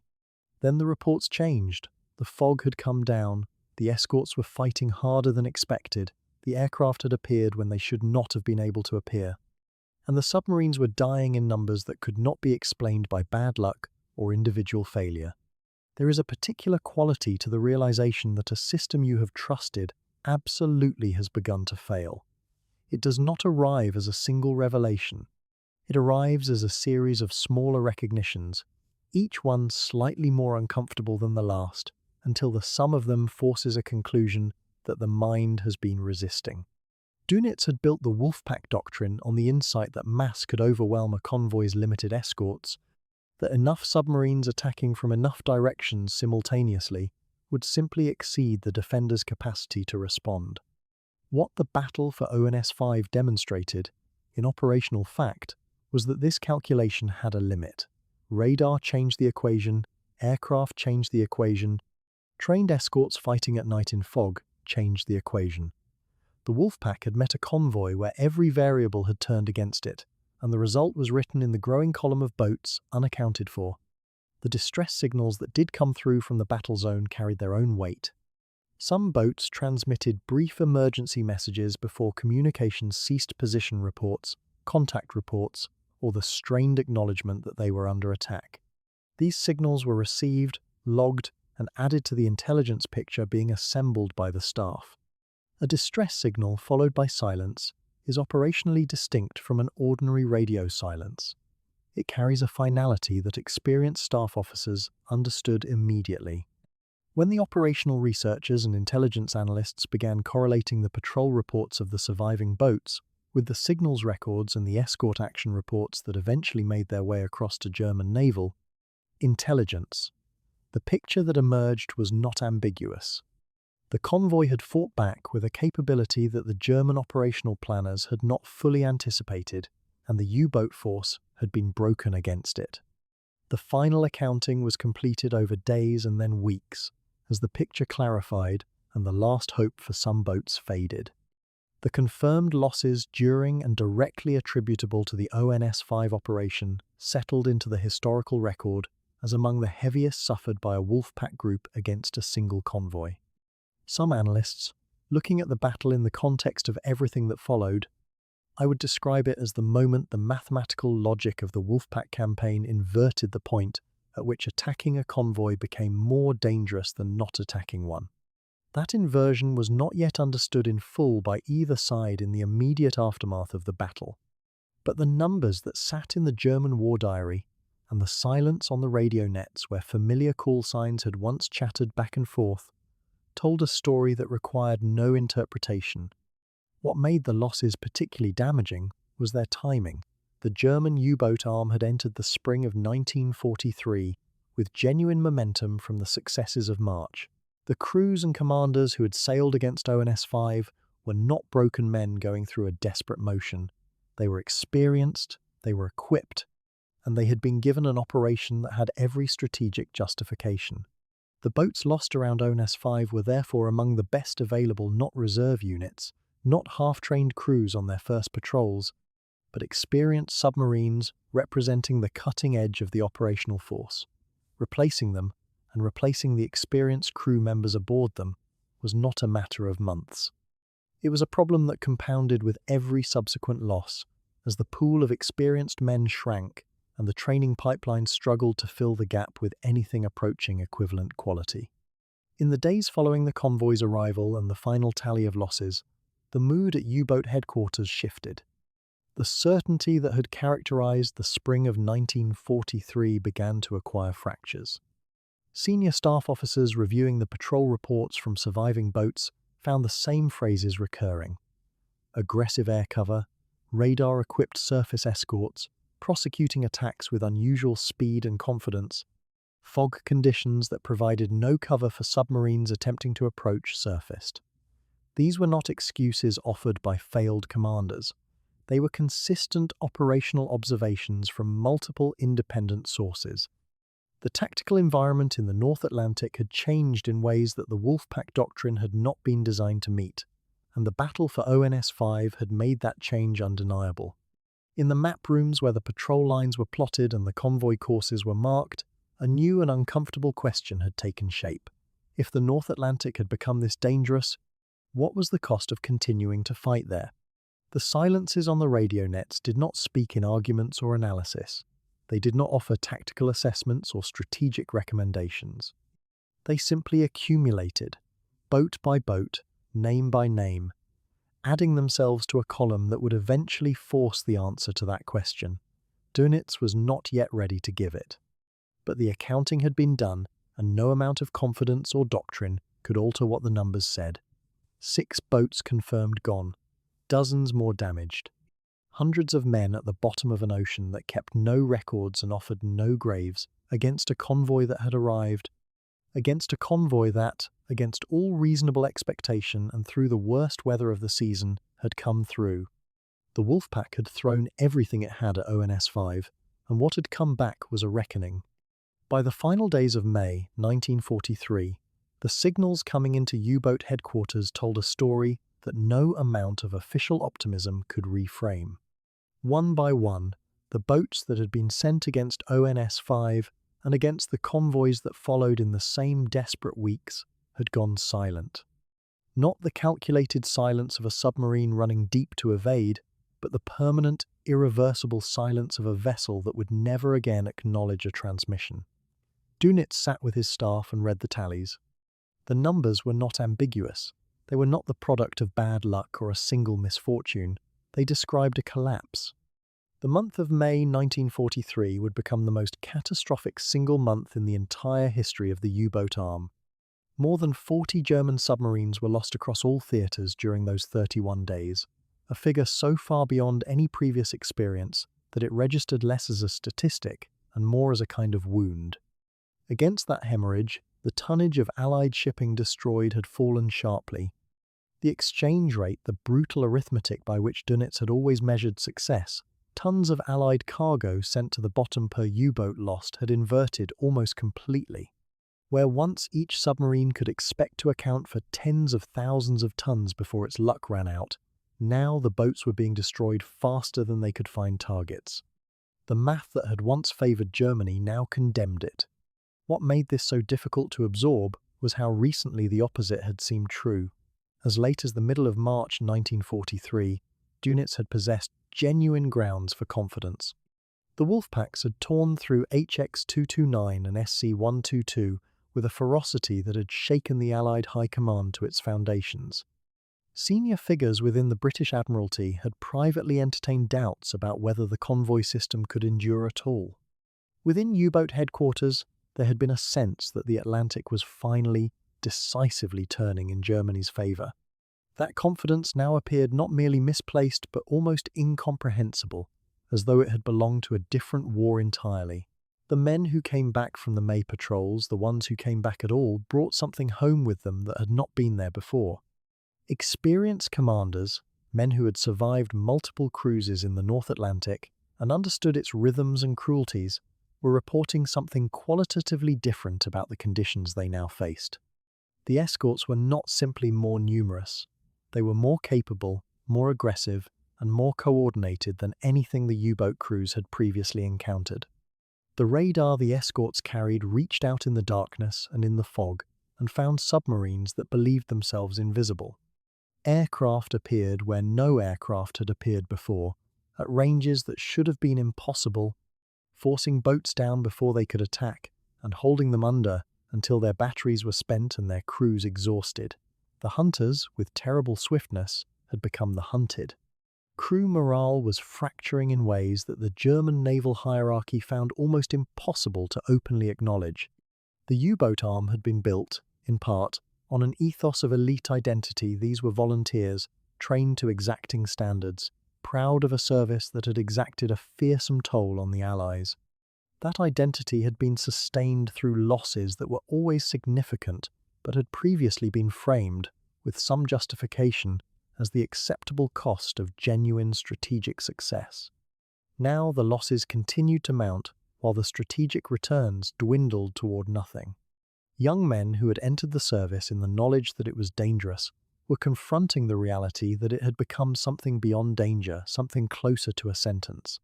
The waiting rooms of the bases at Lorient, Brest, and Saint-Nazaire held crews who knew the odds and could no longer pretend otherwise. It was against this backdrop that Dönitz made the decision that would define the remainder of the Atlantic campaign. On the 24th of May, 1943, he ordered the withdrawal of his U-boat groups from the main North Atlantic convoy routes. The order did not use the language of defeat. It could not. Within the culture and politics of the Third Reich, admissions of strategic failure were freighted with consequences that extended well beyond operational honesty. In his war diary, a document that Dönitz maintained with the discipline of a man who understood that posterity would read it, he framed the withdrawal as a tactical repositioning, a temporary redeployment while new technologies and new tactics were developed to counter the Allied advantages that had, he acknowledged, become real. It was a withdrawal, he insisted, not a defeat. History has not been inclined to accept that distinction. What Dönitz was describing, in the careful language of a senior German officer writing for the record, was the recognition that the strategic instrument on which Germany's entire naval war in the Atlantic depended had, within the space of roughly 8 weeks, ceased to function. The patrol lines that had once swept the ocean like a net now dissolved on contact with properly escorted convoys. The Wolfpack doctrine, Rudel tactic, the signature achievement of Dönitz's long years of interwar planning and wartime refinement, had been broken, not by a single reversal, but by a convergence of Allied capabilities that the doctrine had not been designed to withstand. The shock within the German Naval High Command ran deep. Grand Admiral Erich Raeder had already been replaced by Dönitz himself at the head of the Kriegsmarine earlier in 1943, following Hitler's fury over the surface fleet's failures. Dönitz, who had always argued that the submarine was Germany's true naval weapon, now found himself in the position of reporting to Hitler that that weapon had been, at least temporarily, blunted. The conversations that followed were not easy ones. Hitler had invested heavily in the U-boat program, in resources, in propaganda, in his own public projection of confidence. The boats had featured in newsreel footage and official celebrations. Their aces had been decorated with the highest honours the Reich could bestow. To be told now that the fleet had been driven from the primary battlefield of the Atlantic was to confront a failure that resonated far beyond the purely operational. Hitler's response moved through several registers. There was anger at the Allies' technological advances, which he attributed in part to intelligence failures and in part to what he characterized as British cunning rather than German inadequacy. There was impatience demands that the U-boat arm be re-equipped faster, that new types of submarine be accelerated through development, that the withdrawal be made as brief as possible. And there was, beneath the bluster, a recognition that could not be entirely suppressed. Germany had lost something in the Atlantic that it had never expected to lose, and the implications of that loss extended across every theatre and every calculation of the wider war. Without the ability to strangle Britain's supply lines, the prospect of preventing an Allied build-up in the British Isles, the necessary precursor to any invasion of northwest Europe, receded toward impossibility. For Dönitz personally, the withdrawal carried a weight that was not merely professional, but deeply personal, in the way that only a commander who has sent thousands of men to their deaths can truly understand. He had been the architect of the Wolfpack system. He had cultivated the U-boat arm through the lean years of the 1930s, when Germany was rebuilding its naval strength under the constraints of the Versailles settlement. He had fought for resources, for priority, for the recognition that submarines rather than battleships were Germany's best instrument of sea power, and he had, for a time, been vindicated. The Atlantic had answered his doctrine with hundreds of thousands of tons of Allied shipping destroyed, with a genuine strategic threat to Britain's survival. Now that vindication was being dismantled, operation by operation, convoy by convoy, in the cold waters of the North Atlantic, the withdrawal did not end the Battle of the Atlantic. Dönitz would return his boats to the ocean. He would pursue the new technologies he had promised, the Schnorkel breathing apparatus that allowed submarines to run their diesel engines while submerged, improved acoustic torpedoes, new radar warning receivers, and the new generation of high-speed submarines whose development he pressed with renewed urgency. There would be further sinkings, further losses on both sides, further nights of fire and cold water, but the decisive contest, the struggle over whether Germany could prevent Britain and later the Allied coalition from sustaining the transatlantic lifeline, was effectively resolved in those weeks. The U-boats would never again come as close to severing that lifeline as they had in March 1943, and the battle for ONS-5 had been the moment when the balance tipped, irrevocably, away from them. What remained, in the aftermath of the withdrawal order, was a kind of silence that echoed in every direction at once. In the headquarters at Berlin, staff officers adjusted their charts and revised their projections and began, quietly, to contemplate strategic futures that did not include a victorious campaign in the Atlantic. In the bases along the French Atlantic coast, submarine crews waited for new orders and new equipment and tried not to count the friends who would not be returning from the last patrol. And in the offices of Western Approaches Command, in the signals rooms and the plotting tables where Allied intelligence had tracked the Wolfpacks for years, there was something that felt, cautiously and without celebration, like the beginning of relief. The tide had turned. Not with a single dramatic wave, but with the slow, grinding, irresistible force of a change that had been building through months of adaptation and sacrifice and learning. The ocean was not yet safe. But it was no longer quite the Wolfpack's ocean.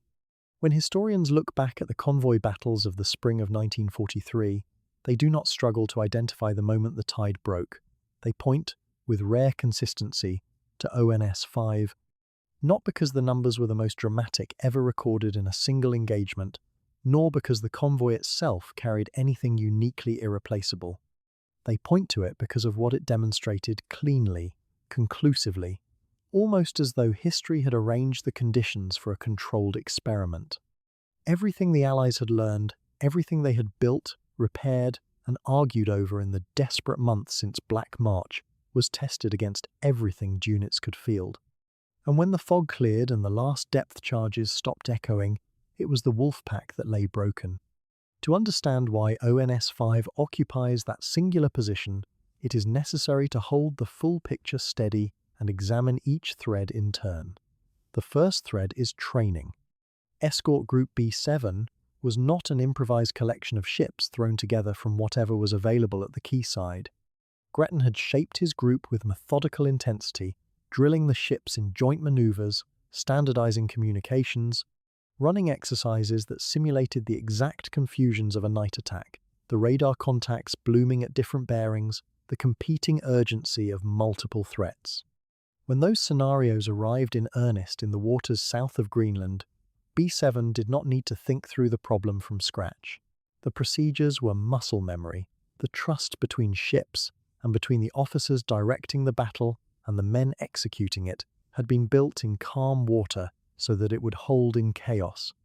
That kind of institutional competence is slow to grow and easy to discount in retrospect, but it was the invisible architecture that held the defense together when attrition and exhaustion had stripped everything else away. The second thread is technology, and within technology, radar stands apart from everything else. By the spring of 1943, the centimetric radar sets being fitted to Allied escort vessels had transformed the tactical geometry of a convoy battle after dark.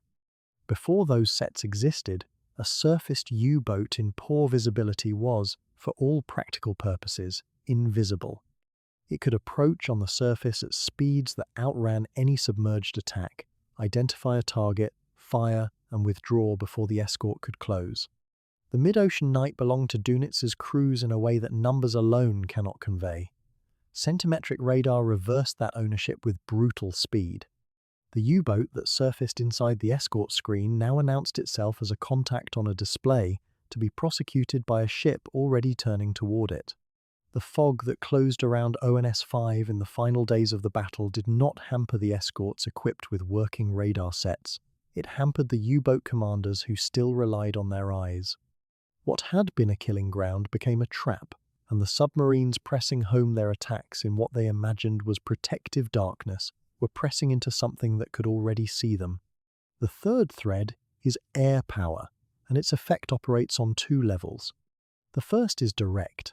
A Liberator aircraft arriving over a convoy forces every U-boat within sight to dive, and a submerged U-boat is slow, battery-limited, and incapable of sustaining the kind of coordinated pack attack that made the Wolfpack concept so formidable. Aircraft did not need to sink submarines to degrade the Wolfpack's effectiveness. Forcing them under was degradation enough. The second level is psychological. U-boat crews had been trained and had come to believe through experience that the mid-ocean air gap was sovereign territory. The appearance of very long-range aircraft in that space during the battle for ONS-5 was not merely a tactical surprise. It was the collapse of an assumption that had sustained morale and operational confidence for years. The men in those submarines had understood the air gap as a kind of guarantee. When it disappeared, something harder to replace than a boat was lost. The fourth thread is intelligence, and it runs beneath the others like a current that is only visible in its effects. The Allied ability to read German naval communications, painstakingly developed and protected at enormous cost, meant that convoy routing could be adjusted and support could be positioned with a precision that appeared, to the German side, inexplicable. Dönitz and his staff could observe that their patrol lines were sometimes avoided, that support groups appeared when they should not have been nearby, that convoys seemed to find gaps in Wolfpack dispositions with improbable frequency. They considered the possibility of a cryptographic breach and repeatedly, incorrectly, concluded the system was secure. That sustained blindness was itself a product of Allied care in how intelligence was fed into operational decisions through channels that obscured its origins. During the battle for ONS-5, the intelligence picture allowed additional support to be directed toward the convoy at critical moments. It was not an overwhelming advantage on any single day, but layered across the full course of the battle, it narrowed Dönitz's options at each decision point. The fifth thread, paradoxically, is the weather. Storms that scattered the convoy, exhausted every crew, and consumed irreplaceable fuel also compressed the Wolfpack's tactical options in ways that did not become fully apparent until the end. A surface submarine in heavy seas is an unstable gun platform and a poor torpedo attack platform. The long, grinding storms of late April and early May burned down the attacking force's endurance at the same rate they burned down the defenders. But the escorts could receive emergency fuel from the convoy's oilers and hold their positions. The U-boats, in most cases, could not replenish at sea and had to either press on with depleted reserves or abort. The weather was an equal opportunity torment that turned out, in the end, to be slightly more tormenting to the attacker than the defender. What made ONS-5 decisive was not the presence of any one of these factors in isolation. It was their simultaneous convergence. Strip away the radar, and the night battles look entirely different. Remove the aircraft and the Wolfpack has unlimited surface time in the air gap. Take away the intelligence picture, and the support groups arrive too late or not at all. Discount the training and the individual engagements that saved ships, the precise counterattack, the correct read of a contact, the decision to hold course rather than scatter become unlikely. Historians who have studied the engagement closely are consistent on this point. ONS-5 was not a lucky win. It was a prepared win, the fruit of accumulated Allied adaptation, delivered at the exact moment when the German campaign still had the operational mass to be truly dangerous. That timing was not incidental. A prepared victory that arrived 6 months later, after the Allies had built an even larger industrial lead in shipping, would have mattered less. Arriving in early May of 1943, when the Wolfpack was at its numerical peak and the strategic contest was still genuinely open, it mattered enormously. The counterfactual is worth sitting with for a moment, because it is more sobering than the victory itself. If the Wolfpack campaign had continued through the spring and summer of 1943, at the tonnage rates achieved in February and March, the consequences would have extended far beyond the Atlantic. The build-up of American forces in Britain, the massive accumulation of men, armor, aviation fuel, ammunition, and the 1,000 logistical necessities of a continental invasion depended on the convoy lanes remaining viable. The planning for the invasion of Northwest Europe required a volume of sustained transatlantic supply that could not have been maintained under the March loss rates. A German strategic success in the Atlantic in the spring of 1943 would not merely have delayed those plans, it would have forced a fundamental reassessment of whether Northwest Europe remained a feasible theatre at all. The debates within Allied High Command about the direction of the war, Mediterranean versus Channel, now versus later, would have been resolved very differently if the ocean connecting America to Britain remained a killing ground. The armies that eventually crossed to Normandy in the summer of 1944 had to get there first. Getting there required the Atlantic. Holding the Atlantic required what happened around ONS 5. There is a version of this history, sometimes told, in which the spring of 1943 appears inevitable. The industrial weight of the United States and the technical ingenuity of the British, simply too great for Germany to overcome in a sustained war of attrition. That version is not wrong, but it is incomplete. Industrial production takes time to translate into deployed capability, and the spring of 1943 was precisely the period in which the production curves had not yet decisively outrun the loss curves. The new escorts being built, the new aircraft being ferried across the Atlantic, the new technologies being installed, they were arriving. But arrival is not the same as operational readiness. At the specific moment ONS 5 was fought, the margin between the Allied capability actually present and the scale of the Wolfpack threat actually deployed was narrow enough that the outcome depended on what happened at the tactical level. It depended on the decisions made by tired men on small ships in weather that reduced visibility to meters. History rarely offers that kind of precision in its turning points. ONS 5 offers it. What the battle also demonstrated, in ways that strategic analysis sometimes underplays, is the importance of institutional learning. The Allies did not stumble on a solution to the Wolfpack problem. They built it, systematically, through operational research groups that measured escort effectiveness and derived doctrine from data, through commanders like Gretton, who applied those doctrines with discipline, through training programs that converted theoretical improvements into real tactical competence. The German side, by contrast, had created a system optimized for a specific tactical environment. The undefended air gap, the under-equipped escort, the pre-radar night, and found that system increasingly unable to adapt when those conditions changed. Dönitz had built a weapon for a world that was being unmade around him, and he had built it too rigidly to flex. ONS 5 was where that rigidity finally shattered. The convoy arrived, battered, reduced, exhausted, but it arrived.